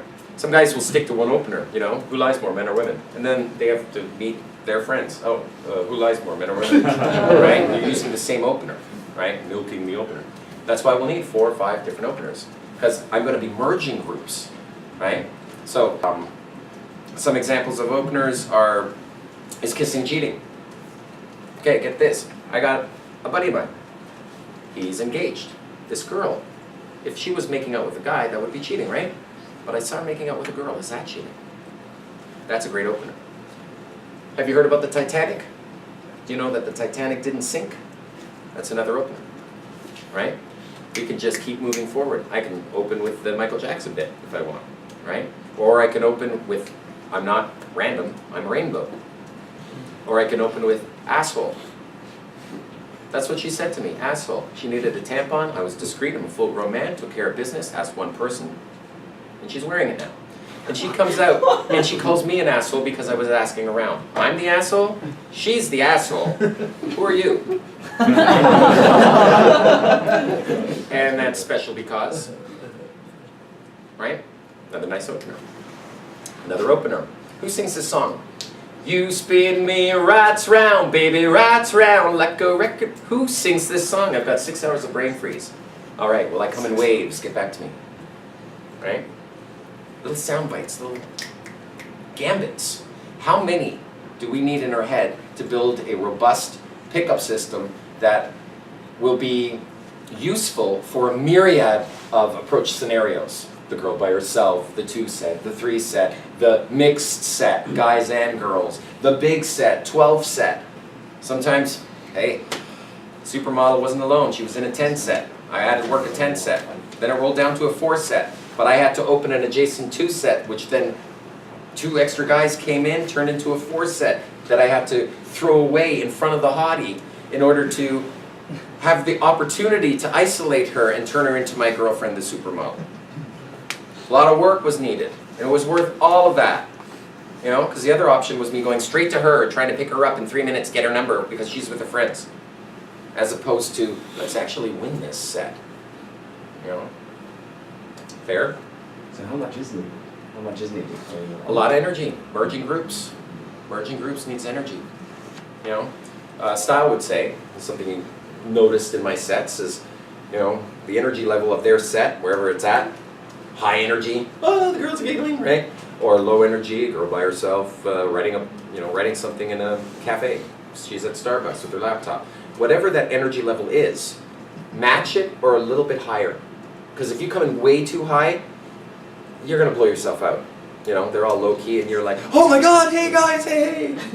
Even those hands out, where is he? Where is he? There you go. Oh, he's gone now. Eric, are you here? Yep. Oh, there you are. Right. Yeah, me with the hands. The hands go away once you get to the 4th, 5th set, though, you know? Because now it's like you're scratching the record, right? It's like this record of every time you go to do a set, you're putting the record back to the beginning, and you're going in, and you're just playing this record so many times that it's so scratched that you're not on the grooves anymore. You're not doing the same thing. You're going to be enjoying it. You're going to be bumping around. Each set is going to be entertaining for its own sake. You know, it's all been scratched. The record's scratched to oblivion. So you won't be able to trust your instincts. You're nervous to approach the set. Does it matter? The record's scratched, man. I've just opened 5 fucking sets earlier, and I'm scared of this one because she's hot. But big deal. There's no time to think. Record's been put to the beginning again. In you go. Let's scratch it some more. You know? Right. Other thoughts? Where was I going with that? I had a thought there. Oh, forgive me. He was asking how many routines is a good number to. Oh, right. be Yeah. comfortable with. 5 openers is good. A couple false time constraints, verbal, non-verbal. You know, another one is where it looks like I'm about to go by tucking the chair back in, right? And it looks like I'm leaving. I'm just finishing up that one last conversation. Oh, by the way, actually before I get out of here, and then I come and sit down again. That really builds comfort with the group, because it looks like you're walking away, right? So you need a couple false time constraints. That's a non-verbal one. You need some negs. There's no off button on her. Oh, she's pooping words. There's 2 negs right there. Oh, don't get started. I have eaten girls like you for breakfast. Right? Or blowing your nose. Blow your nose in front of a girl who's really pretty. She'll know you're not after her. Because guys don't do that in front of her. Right? Only the brother, the boyfriend, you know? The dad. Guys who don't care. Guys already know her. Right? So you'll need a few negs. Write them down on your cheat sheet. You'll need some comfort building routines. Who's using Murder, Marry, Shag tonight? Oh, man. Oh, man. It's by Stern. Easy. You know Murder, Marry, Shag, right? It's also called Fuck, Marry, Kill. But you may not want to use that in mixed company. Right? Murder, Marry, Shag. Where you simply say to the girl, I'm going to pick out 3 people. Tell me which one you'd murder, which one you'd marry, which one you'd shag. Right? We'll play it with you, in fact, for shits and giggles, okay? Her. Him. Doesn't matter. There he is. And this man right here. There you go. Murder, marry, shag. Hopefully the girl. So that you're going to kill her? No, wait, really? Pretty you. Marry the girl. I'll shag myself. Marry the girl first, and then owe them one. Yeah. Great little, party routine. Great little, 5-minute filler.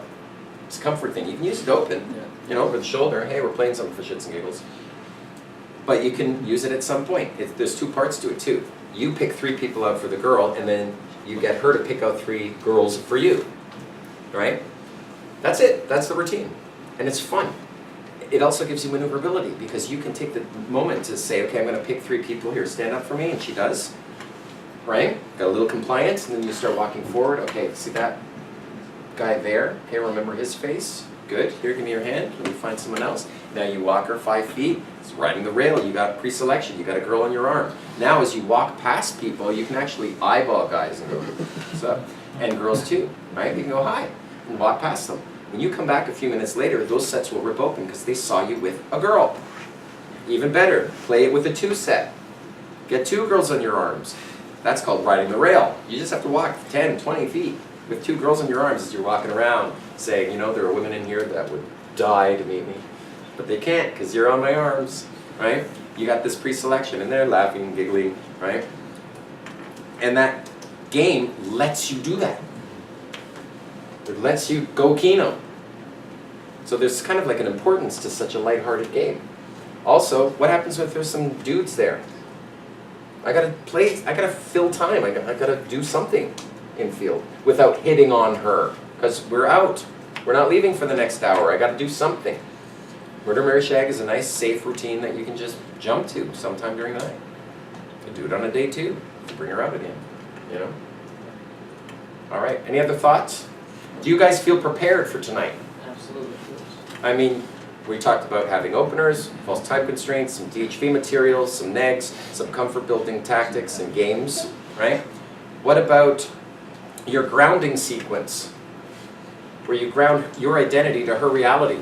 Every single girl who's going to become your girlfriend, you're going to have to tell the story of your life. You know?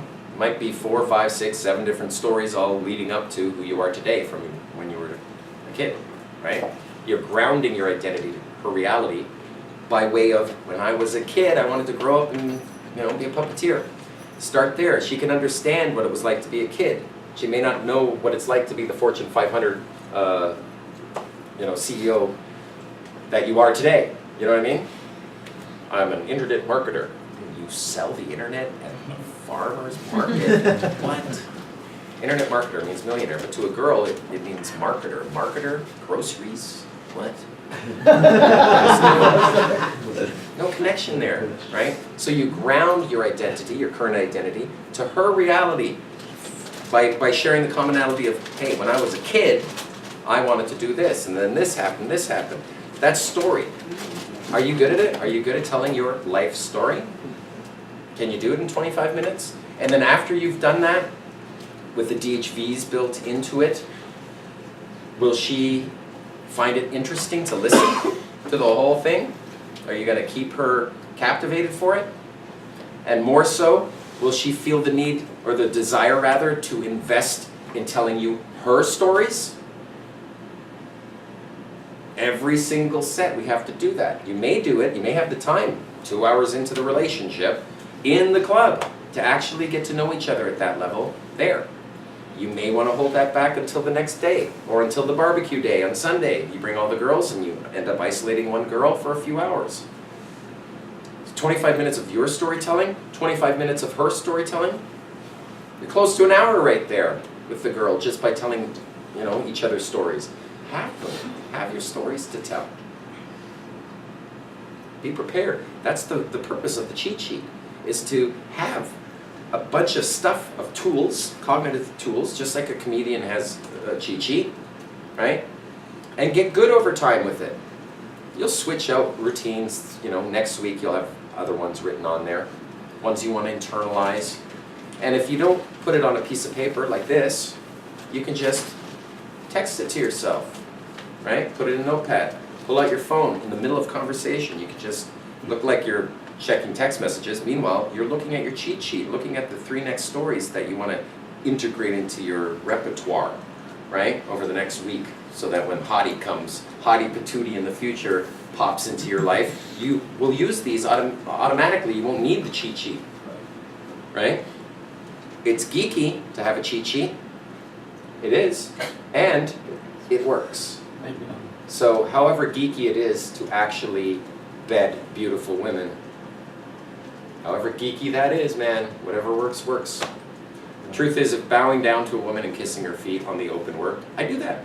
Hey, I tell you. Just, yeah, what's your name? It doesn't matter. Right? It'll be straight down. It doesn't work. But what does work is opening indirect, right? Especially when they're in a group. That's not to say anything negative about direct. Direct has its place, really. What's funny is there's some guys who, in this culture that we've created, this seduction community, there's market niching. There are guys who go, oh man, you're going in direct, you're pussy. You're pussy, you're going direct. Really? Really? I'm the one who created the whole versus list in the first place. There was no indirect or direct. You know what I mean? It's like, oh, you're mystery man, you go indirect. Dude, I know how to kiss a girl. I know how to pull the fucking trigger. Really. I just also know how to play to win. You know? Yeah. Play solid game. I'm not getting the girl to try and impress you. You know? With speed. Yeah, which is about my question actually.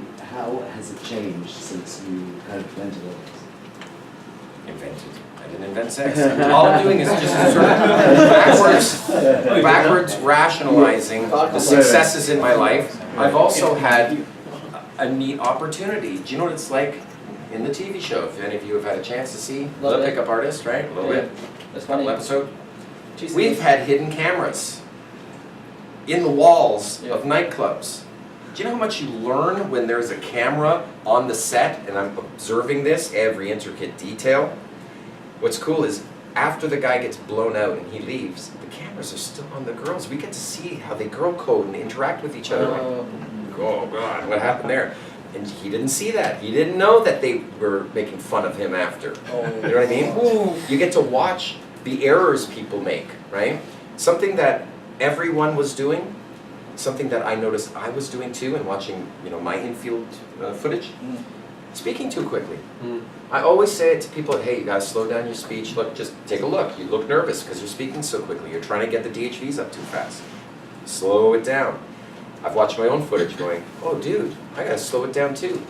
I thought I was slow in there. No, slower is higher value. The club owner doesn't talk quickly. He doesn't have to. Neither should you, because you're as high valued as the club owner himself. Okay. Any other thoughts? How about day 2, day 3, day 50, whatever? Are there any Relationship issues? management? Yeah, in whatever stage of relationship. Yeah, seek a counselor. Whatever kind of relationship. That's a better question there. Any issues or techniques or whatever that you use in getting sex at repeated times different from the first time? Things that come up. I mean, it's not quite Ellen Good Hoffman question, if she's not in but the it's mood, a if she's unique question whatever for the me. heck. What I like to do is text come over. And I would like to have the relationship established enough that she comes over. Right? I don't want to game and text. I don't want to have to convince her. You know what I mean? So I like to keep it honest and easier than that. You know what I mean? That's all. That's all. Just come over. Let's hang out. What if you're in this stage where you are hanging out, but I mean, some days you might, you know, she needs to go shopping or whatever the heck. Sure. You take that. I mean, some. What is the times you have specific sex- issue that you're sometimes- experiencing? sometimes- This is a sometimes you'll specific have- thing. Some days. you'll What's have her sex name? with her. It's a cereal. No. But sometimes some women will want sex, and some days and sometimes Sure. they won't. Okay. When you do, on I am those days, compliant. What do you? Right. I'm compliant to her. If a girl says no, no means no. Yeah. But Of course, we but should sometimes stop you wanna- doesn't you wanna- mean no. you wanna- I'll agree with that. Yeah, right. We should stop. I shouldn't be doing this. I certainly shouldn't be sucking on your toes. Right? I agree. We should stop. But we should stop is not stop. Right? That's all. If a girl says Well, let's no, take goes it no. further. Fair. How do you keep having sex after you're married? I'm not married, so I don't know that. It's called mystery method. I'm mystery, it's my method. That's all I claim. You know? What's your opinion on using can openers, natural, indirect, and direct? Okay, 'Cause I do what we're both. talking now about I is do verses. Understood? Right. Yep. So Verses. Indirect versus direct. Yeah. It isn't verses, it's both. It's indirect when you need to use indirect, direct when you can, right? Day game versus night game. It's not the sun that's changing things. It's just usually in night game, there's a reason for them all being there, and there's some musical reason, and so they keep the music loud, right? You got to get closer. It's higher energy. Day game, longer, slower. It's like a mamby-pamby game to me. Day game is just a more conversational, easy, greater distances kind of vibe, right?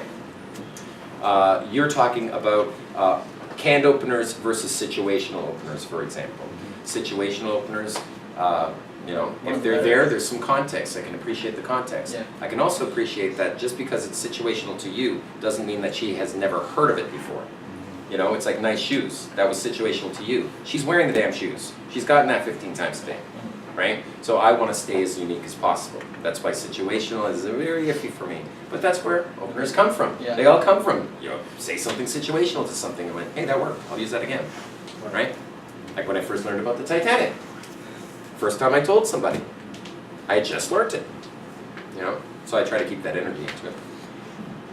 Canned openers are openers that are in the can. That's your can. It's good. Canned openers, right? It's good to have a default opener. The more pretty she is, the less likely you know what to say. So have at least one canned opener, right? Titanic, that'll be my go-to tonight. If not that, maybe I'll talk about an old one is Google Earth opener. Have you guys seen that program, that app, Google Earth? Right? Absolutely fascinating. This is in fact how I got here, right? Buddy sends me a link. I press the button in my email. The Earth shows up, spinning in 3D, zooming in to a particular building. I get to do an animated 3D flyover and then rocket through the grid, and when I get here, I have deja vu. I've never been here, but it's almost like I have. There's only one thing different. The graphics are a lot better in person. That's an opening. Not hitting on the girl, but I am enthused, right? Shows a little bit of social savvy too. Right. If I want, I can even go into the, on my way here as we're rocketing through the grid, some girl, I don't know who she was, but she liked me. She was massaging me the whole way. We were blasting music, and my good buddy Love Drop was driving, and he's funny. What I mean by funny is he's funny. So funny that when he did some callback humor, I forget what it was, doesn't matter. We were parking, I opened the door, and when he threw that one last callback joke, I laughed so hard, I literally fell out of the car. I had to wash my hands. I'm going to introduce you to Love Drop a little bit. Say that, right?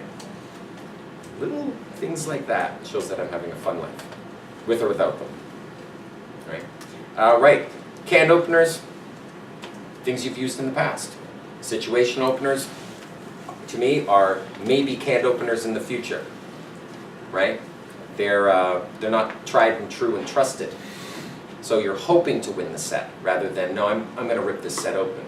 It's like a comedian going up on stage and waffling for the first 10 minutes, rather than understanding that the first 10 minutes sets the standard for the rest of the show. It has to be tight, right? So that's why I like to use canned openers, right?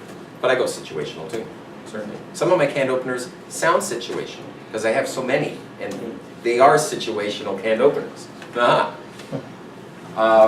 What are some of the other verses that exist? I'm not sure, but I just brought that up because... Oh, structured game versus natural. Yeah, There it exactly. is. See, I don't think of myself as an unnatural. I think of myself as a supernatural. You got your naturals, and then you got your structured game guys, right? Real truth is, structured game is just, you may find yourself zooming into it for years, because the structure isn't my structure, the woman's structure. You know, every phase that I'm in, she's in too. When I open her, she's being opened, etc., all the way down the phases. You know, when I'm qualifying her, she's being qualified. That's the phase she's in. What I like to do, though, is think of it this way. The map, the structure, meeting her and moving her and getting her into your bed. 3 physical locations all pickups must go through. Attraction location, comfort location, seduction location. How to bounce or move or jump, you know, how to time bridge from physical location to physical location. That's the structure to pick up. But I only let it make a shadow imprint into my motor response. Like when I go and set, I don't think, oh, it's been 5 minutes, I need to lock in now. No, what happens is around 5 minutes, I feel the need to lock this fucking set in or I can lose it, you know? I want to be leaned up against the wall with the girls around me so that the only thing they can look at is my face and the wall. They can't look past me, you know? If they're by the wall, they can look past me and see all the other people, and it's an MTV mentality in their heads, in these little girls sometimes, right? So I want to direct their focus, their attention to me, right? That's why you lock them in, because it feels right. So use the structure as far as it helps. If it is too rigid for you, let it go. Just let it form an imprint into your life. And then you'll feel, then you'll go natural. You know, you'll naturally use situational openers. You'll naturally use canned openers when necessary, because sometimes canned openers just pack a punch, they're good ones. You know? An oldie but a goodie of a canned opener. Do you think the rock star David Bowie is hot? I have 2 nieces, okay? One of my nieces babysits this young girl. This young girl has a poster of David Bowie on the back of her bedroom door. She's 7. She is a fan of a geriatric. Do you know how old David Bowie is? You girls are sick. You like David Bowie? Really? Works great. Works great. Great simple opener. David Bowie opener. Or change the name David Bowie. Respect to Mr. David Bowie. Right? But yeah, you got 7-year-olds that have the hots for you. It's wrong. It's disgusting. Great opener. Gets the girls all into it, you know? And of course you just stop. Right. Canned openers are still handy. Natural, unnatural. What other verses are there? Mystery method versus not mystery method. Yeah, I see it as structured game versus non-structured game, right? You still have to open. I don't even know You still have to DHV. At some point, you should qualify the girl, rather than just give her IOIs because you received some. When you receive IOIs, you can say, okay, slow it down, speed racer, catch me up to speed. How's life been? Where are you from? I can ask her that, you know, qualifying her. Oh, you live in New York and you're leaving in 4 hours. Well, it was really nice meeting you. Sure. So obviously when I'm adapting to your style and like your dating is like nagging, like nagging is something I don't incorporate that often. So like when I try to incorporate nagging into my game, it's gonna be awkward at first. Definitely like unusual for me because it's not natural Fair. for me, right? Yeah. So would you say Some people can board it to insulting, you know, not realizing that it's to build comfort, but fair. So at an amateur level, say most of us, would it be better to go out at night with the intention of burning every set? Like, cause Sure. Yeah. Yeah. Crash and burns or crash and learns, you know. And if it makes you feel better too, because you and your wing, you know, you have a long night ahead. You may not be motivated, so you're going to motivate each other. You can simply say, okay, the next set, we're going to do something silly. Knowing we're going to do something silly, knowing that our ego is not on the line here, because we're specifically going to try to burn this one out. Hello, Poopy Pooperson! And then you discover, holy shit, every time I try to burn myself out, it works. They open. Because they're unique openers. Yeah. Try to come up with a unique thing to burn yourself out. I Hey, am assholes! You know? That's what she said. Hey, assholes! Right? Yeah. Yeah, go have fun. Just don't hurt anybody, you know. Don't. The girls have bruised our egos, you know. There's no need to punish for rejection. You know, if a girl snubs you and you're like angry at that and you're gonna start, you know, spitting spitting vitriol her way, don't do it. Don't do it. Just say, pleasure meeting you. You can actually recover like from those blowouts. And you can like keep don't kinda like thing. yeah, you can Just be like, look at you, being all bitchy for you're so cute, right? Yeah, exactly. And she's like, oh, she starts laughing. You're so and you're reactive. You like me. I like Other ones are, I simply say, pleasure meeting you. leave it at that, and then go into a set. When that set works, I'll then grab those girls in my arms, point at the other girl when we're walking by and say, when I point to her, just laugh. When I point. I've had women apologize to me afterwards. Why would they apologize? Just because I had girls with me? And yet that's what's happening. You know. So if you want to become naturals or supernaturals, get in the game. You know, get in the game for more than just the girl. Get in the game for social interaction. Get in, you know, that's what I like about phases, is you can open anyone. It's not just girls. You can open guys. You can open old ladies. You can open kids. Like, what happens if you have a girlfriend that has a kid and you've decided you're going over? Well, you have to meet the kid, right? Or not even as far as a kid. A dog. Have you ever met a girl's dog and the dog doesn't like you? You're not getting it. You're not getting laid that way, you know? Or the dog's jealous, right? You actually have to get along with the dog. You walk over first time, the dog bites you, the dog growls at you, she's going to use it as a sign. Oh, it's a sign. You don't like him? Okay. No. Well, I'm getting really tired now. Right? So you got to get along with them, and that means you got to open the dog. You have to respect that this is a dog's space. You need to pick that dog up, right? You need to disarm that dog. Yeah. No, but there's a balance that takes place. You can't take, oh, you're so interesting to me. No, you come in, first 30 seconds is, hello, smell, nice, back turn. Has to happen so the dog knows that you're in a different headspace than, I'm going to touch you now, I'm going to touch you now. He gets to just observe you, right? It's indirect.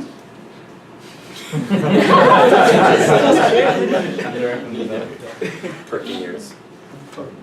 Right. Any other gossiping stuff we want to get into? Yeah. Okay. What are some pickup artist names that spring to mind? One guy that springs to mind. Some of you have had the good fortune to interact with when he was down here, Baxter. Baxter, brother, your spirit is with us. Baxter is a pickup artist. He's 16 years now in pickup from London. And we have done boot camps in many different cities around the world. We did a European tour. He's been to LA most recently. London, Dublin, Oslo, wherever, man, everywhere. Sweden, did I say New York? We've traveled, we've done lots of boot camps, right? If you ever have a chance to see this man in action, it will be a joy to watch. He's just a very clever, fun chap. That's all I have to say about him. Nothing negative, because there's nothing negative about that man, right? Baxter, you met him? Oh yeah, no, Good he's awesome. He's one of Anyone my have a favorites. He chance? has a lot I of bring it up class. because he came to the Ultimate Pickup Artist Convention, but I wasn't there for it. So you had a chance to meet Baxter? Yes. What was your take? Yeah, he showed us many interesting routines, and then he showed us the structure of the game. Okay, good. Good. Did you see him in field? No, I haven't. His girlfriend in London, drop dead gorgeous. Candy. All right. What other pickup artists do we know? I have a question. I'm sorry if this is too much, but did you feel bad for Tyler when the book was written? TV? Did I feel bad for him? I felt like, whoa, man, he just spit truth. Because it was a truth spitting book, for good or for bad. We all got burned in it, you know what I mean? But he's got 2 kids now. He's older and wiser, and he travels the world. Last time I saw him was in New York. We were doing, I was out. We had boot camps happening, you know. And yeah, you know, before I had left for Europe and England and all that, when I had left LA, he'd been over to the house and stuff for dinner. Good friends with Love Drop as well. My good buddy and business partner in Venetian Arts. What I do enjoy about him, something I'll talk about, is I think I have a gift for ranting. It's not just bullshitting, it's ranting. It's you have thoughtful, structured rants. And he has that as a gift. It's a talent. Be talkative. We all need to develop that. Every single one of us needs to develop that if we're going to get good at pickup. Because there comes a point where you're one-on-one with the girl and you're in her face and you're convincing her to come home with you. You got to be good. You got to rant. You get into a ranting vibe, right? And he has a skill set for ranting that I'm just very impressed by. It reminds me to keep my game stepped up, right? Brad Pitt? Brad Pitt I've met, but I haven't watched him game in field. I've seen the way he interacts with others, you know, and so I can only say it as kind of like fifth level of hot game, you know. I've met him briefly, but other than that, what you've seen on YouTube is what I've seen as well, right? Seems like a cool cat. He's been in the game for a long time. Brad Pitt. Who else? Meow. Meow. I love Meow. I love Meow. Okay, Yeah, fun. yeah. I met Meow too. Yeah, Move back, I was at his house. His new girlfriend. Can I say girlfriend? Shia? I think so.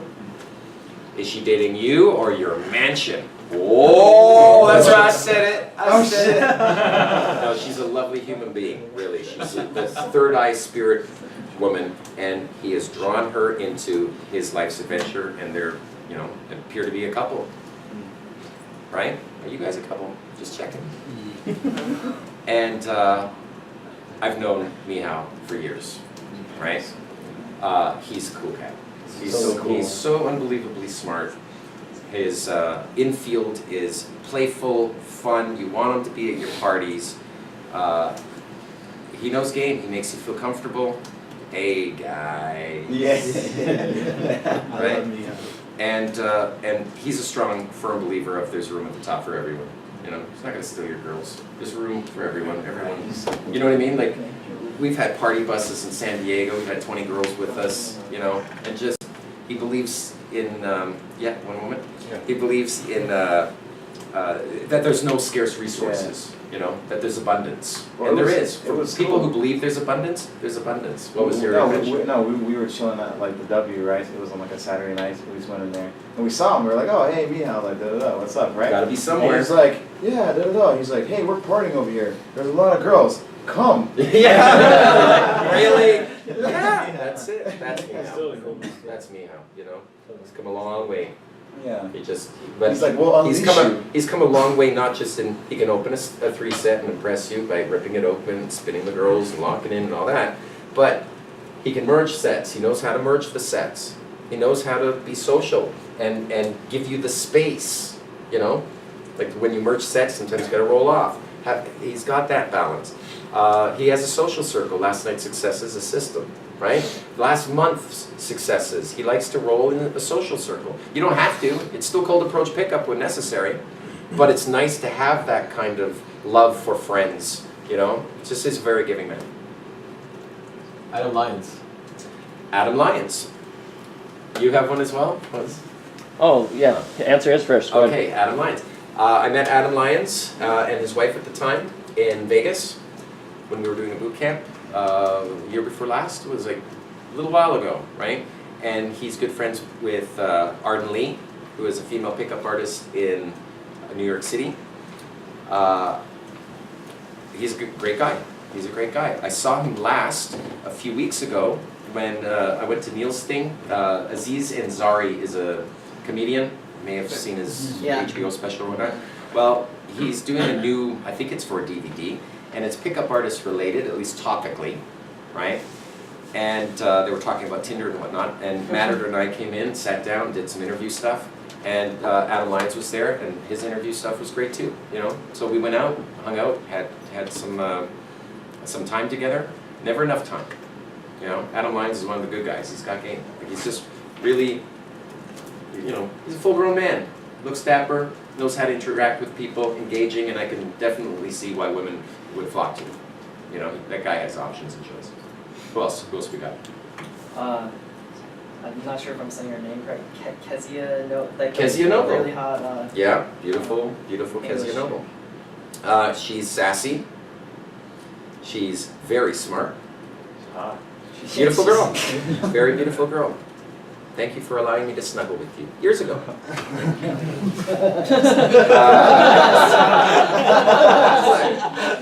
Certainly. No, she's really smart, and she's spoken at, I did a seminar there.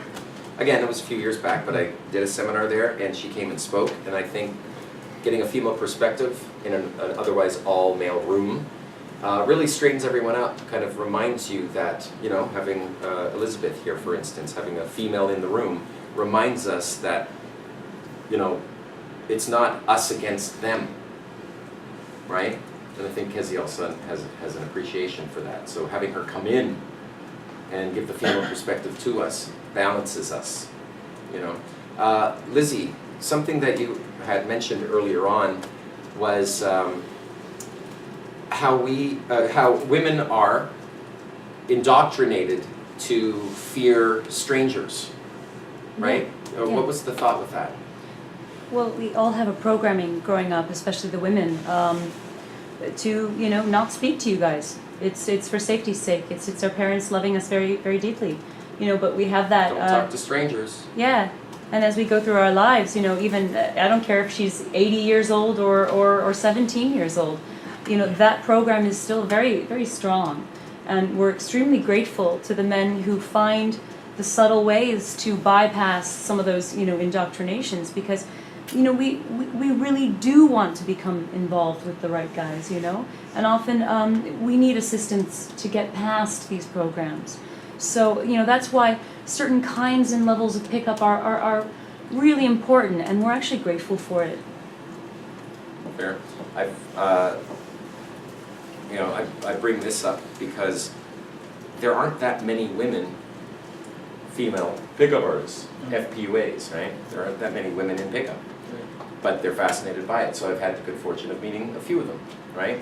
Shaya, Miha's girlfriend, she is burgeoning. She's got some experience in being social, and she brings that, you know, to the boys, and has in the past.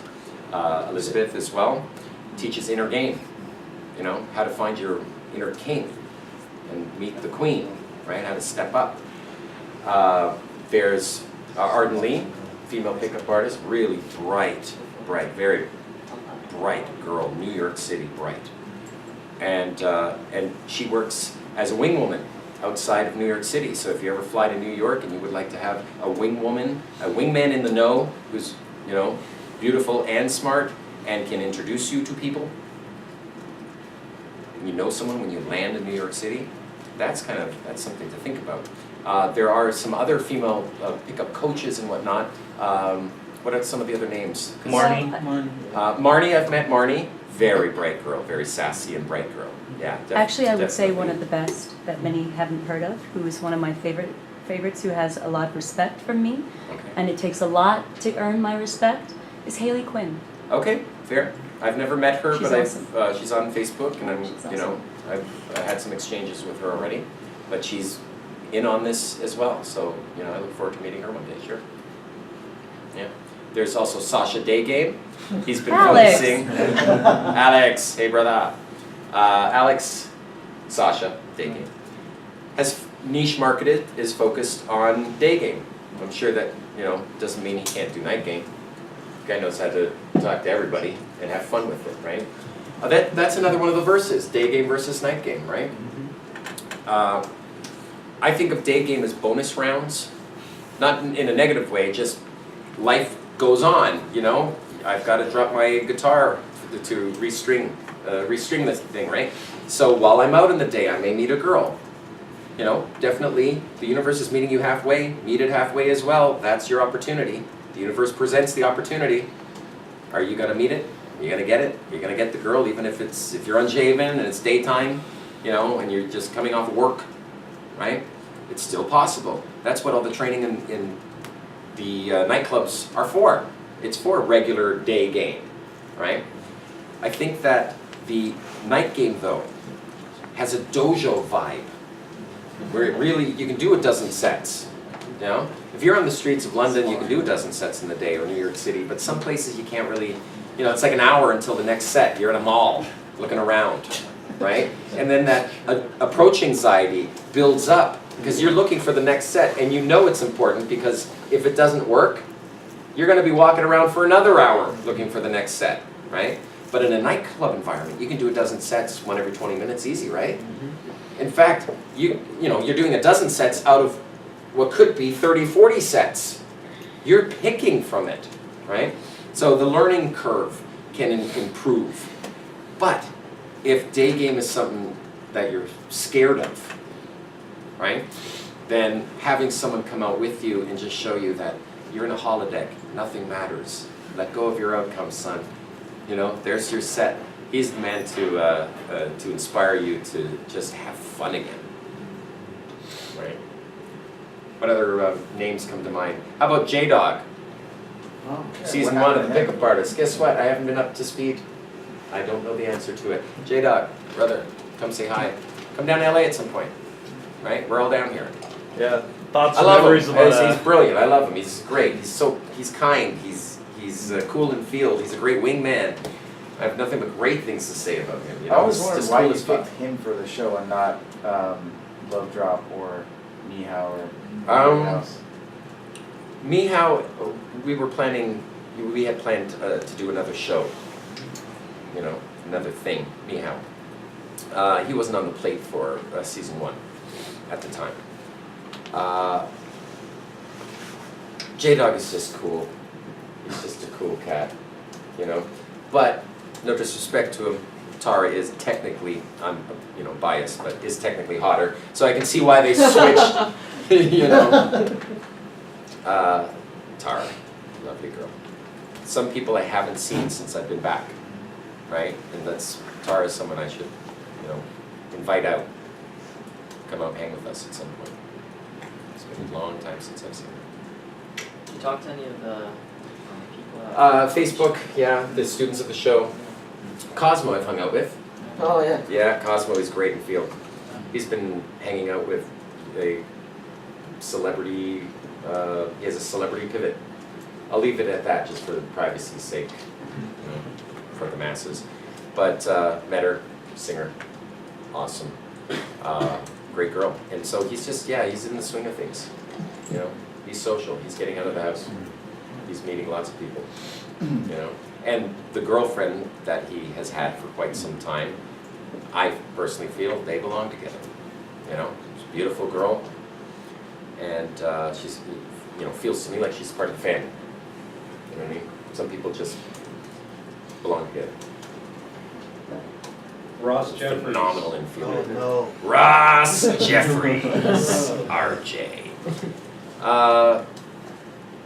On a completely separate topic, have you ever taken a shit? And you have that little dingleberry still hanging? Oh, wow. Oh, so you've met him? This is on camera.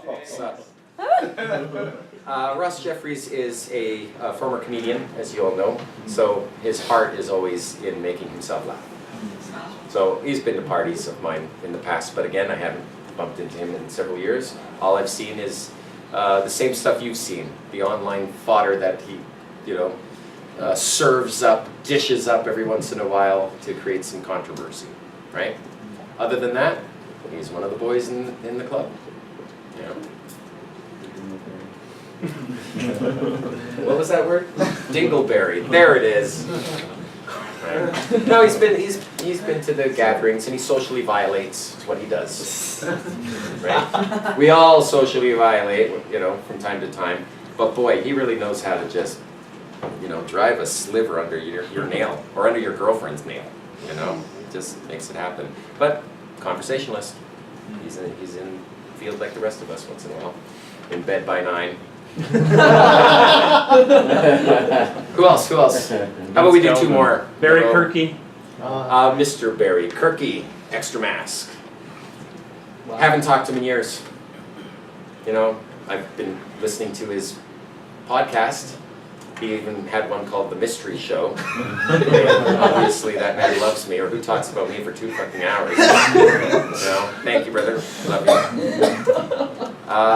you. Yeah, I'd love to bump into him again. I think last heard he was up in Toronto. Maybe he's traveling a bit.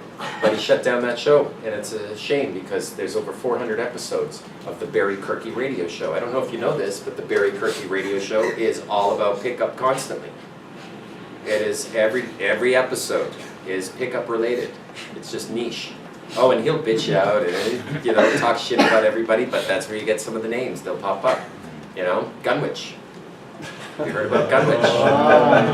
A fellow pickup artist in the community shot a girl in the face. Oh, shit. Yes, sir. Neg gone wrong. A neg gone wrong. Is it too early to joke about it? But he and I, we've been in contact. Here's to catch up to speed of what I know. He wasn't convicted. Okay, just so you know, Gunwich is still alive. Some people don't know that, he's not still in jail. Wait, is his name Gunwich after that incident? Or? Should he change the name? Now it's just Way of Gun, right?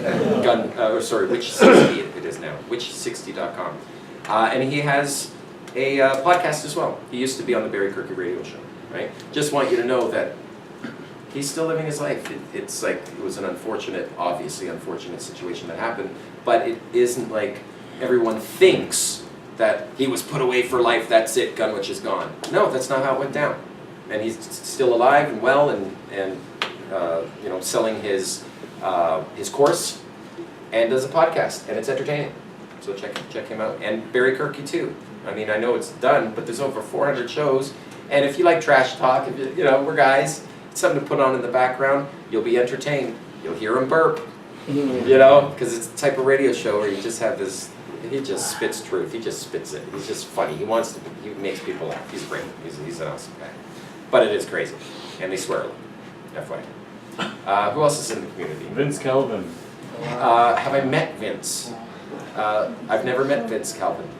If I did, it would have been very briefly during one of my bigger boot camps, and even a hello. But I know what he looks like. I know the stories all about him. And Elizabeth, you've hung out with him. You've worked with him before. Yeah, he's a master of improvisation. I would say that's his genius. Okay. Fair. So I'll bump into him at some point.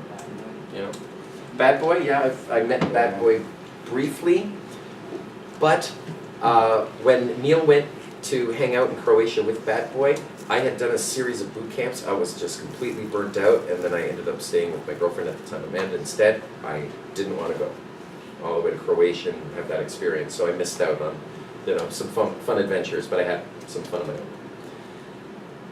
own. So I haven't had a chance to see him in the field. You know what I mean? But from what I see, he's another man in the field. He's got the guts to step up, and one of his hands is kind of gnarled up. Right? He was shot. If I'm not mixing my stories here, no, that's but he has a rather big scar, and one of his arms is kind of fucked. Right? And he takes it in stride, sticks that in his pocket, and opens sets and makes it happen, and doesn't worry about it. Rosh. Oh, Rosh. Where is that asshole? There we go.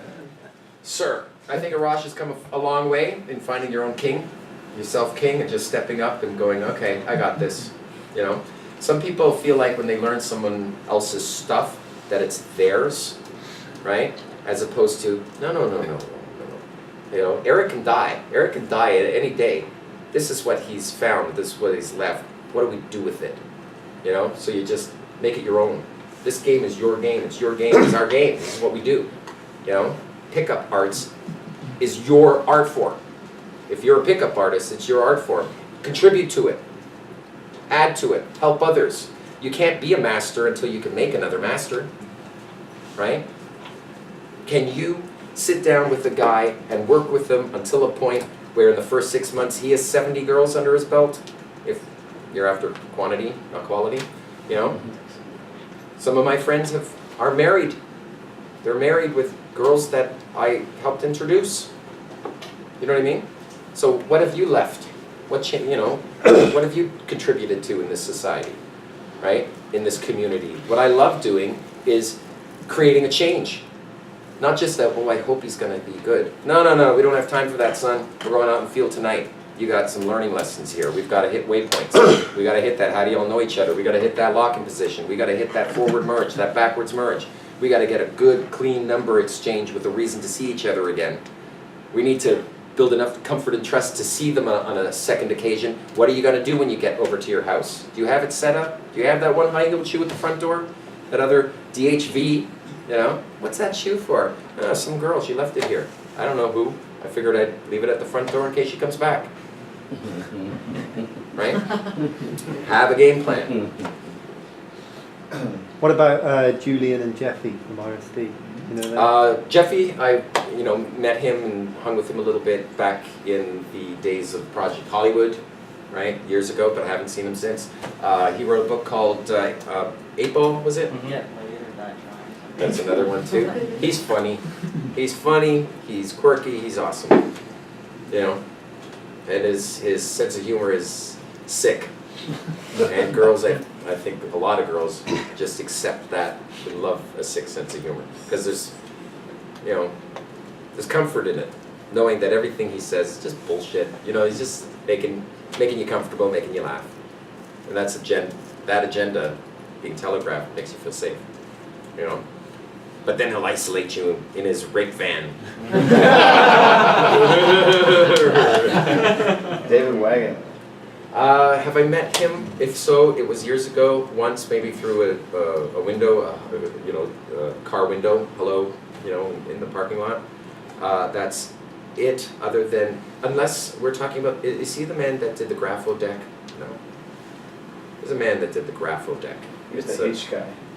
The guy that inspired me to do that Hitch. Who was that? A lot of names that pop up. Right. Well, David Wagon, I just know he was the guy that inspired Okay, David me.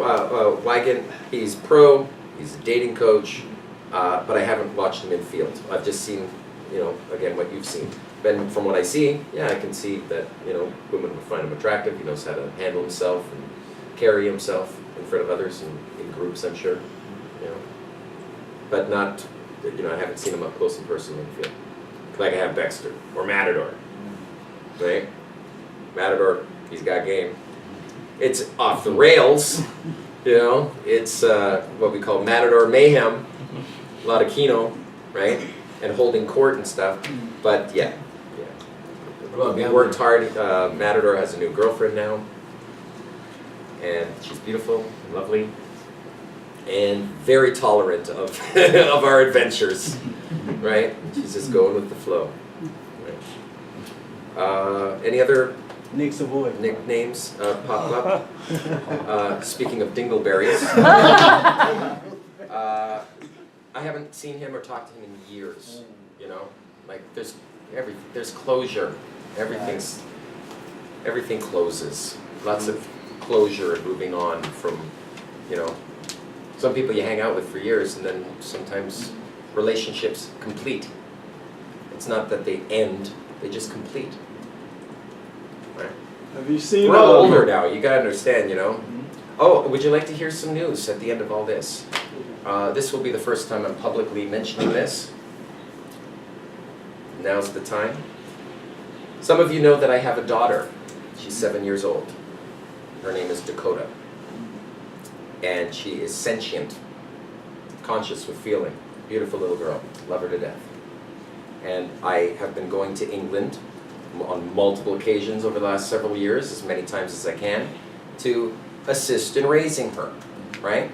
And so trying to build the best balance with that. Here's the new here's the news, mystery news. My first son will be born in mid-April. Wow. I don't have a name.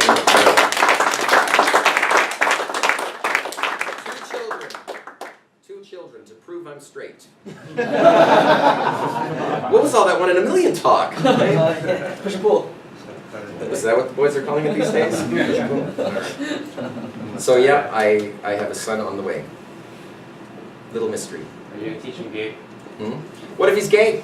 No, are you going to teach him But you don't know. Yeah, no, I heard what you said. I'm just saying. What if he's gay? Gay game. Whole new niche. Grinder. Gay Dave. No game, it's that simple. I'm going to go with the flow on this news, But yeah, I'm humbled and proud. I look very forward to meeting him. Is he the brother of your daughter? Yes, same mom, yeah. That's a more important Vague. question. I mean, my daughter wanted a sibling, and it was time. You know, she has her life on this earth too. And we're still looking for a name. I was thinking, because he's going to be bald, of calling him Style. That's going to spare. No, okay. No. Little Style. Style von Markovic. No. Sandbox legs and shit. He won't have a onesie, he's going to have a little leather suit.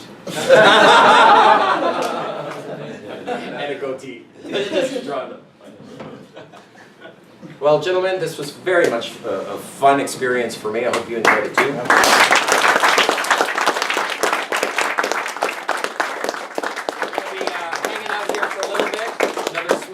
Let's get into some, poignant conversation if necessary. Do get the information for tonight, so you know where you're going. We'll meet there. Put a smile on your face. And until then, I'll see you. Yeah, if you guys need the address.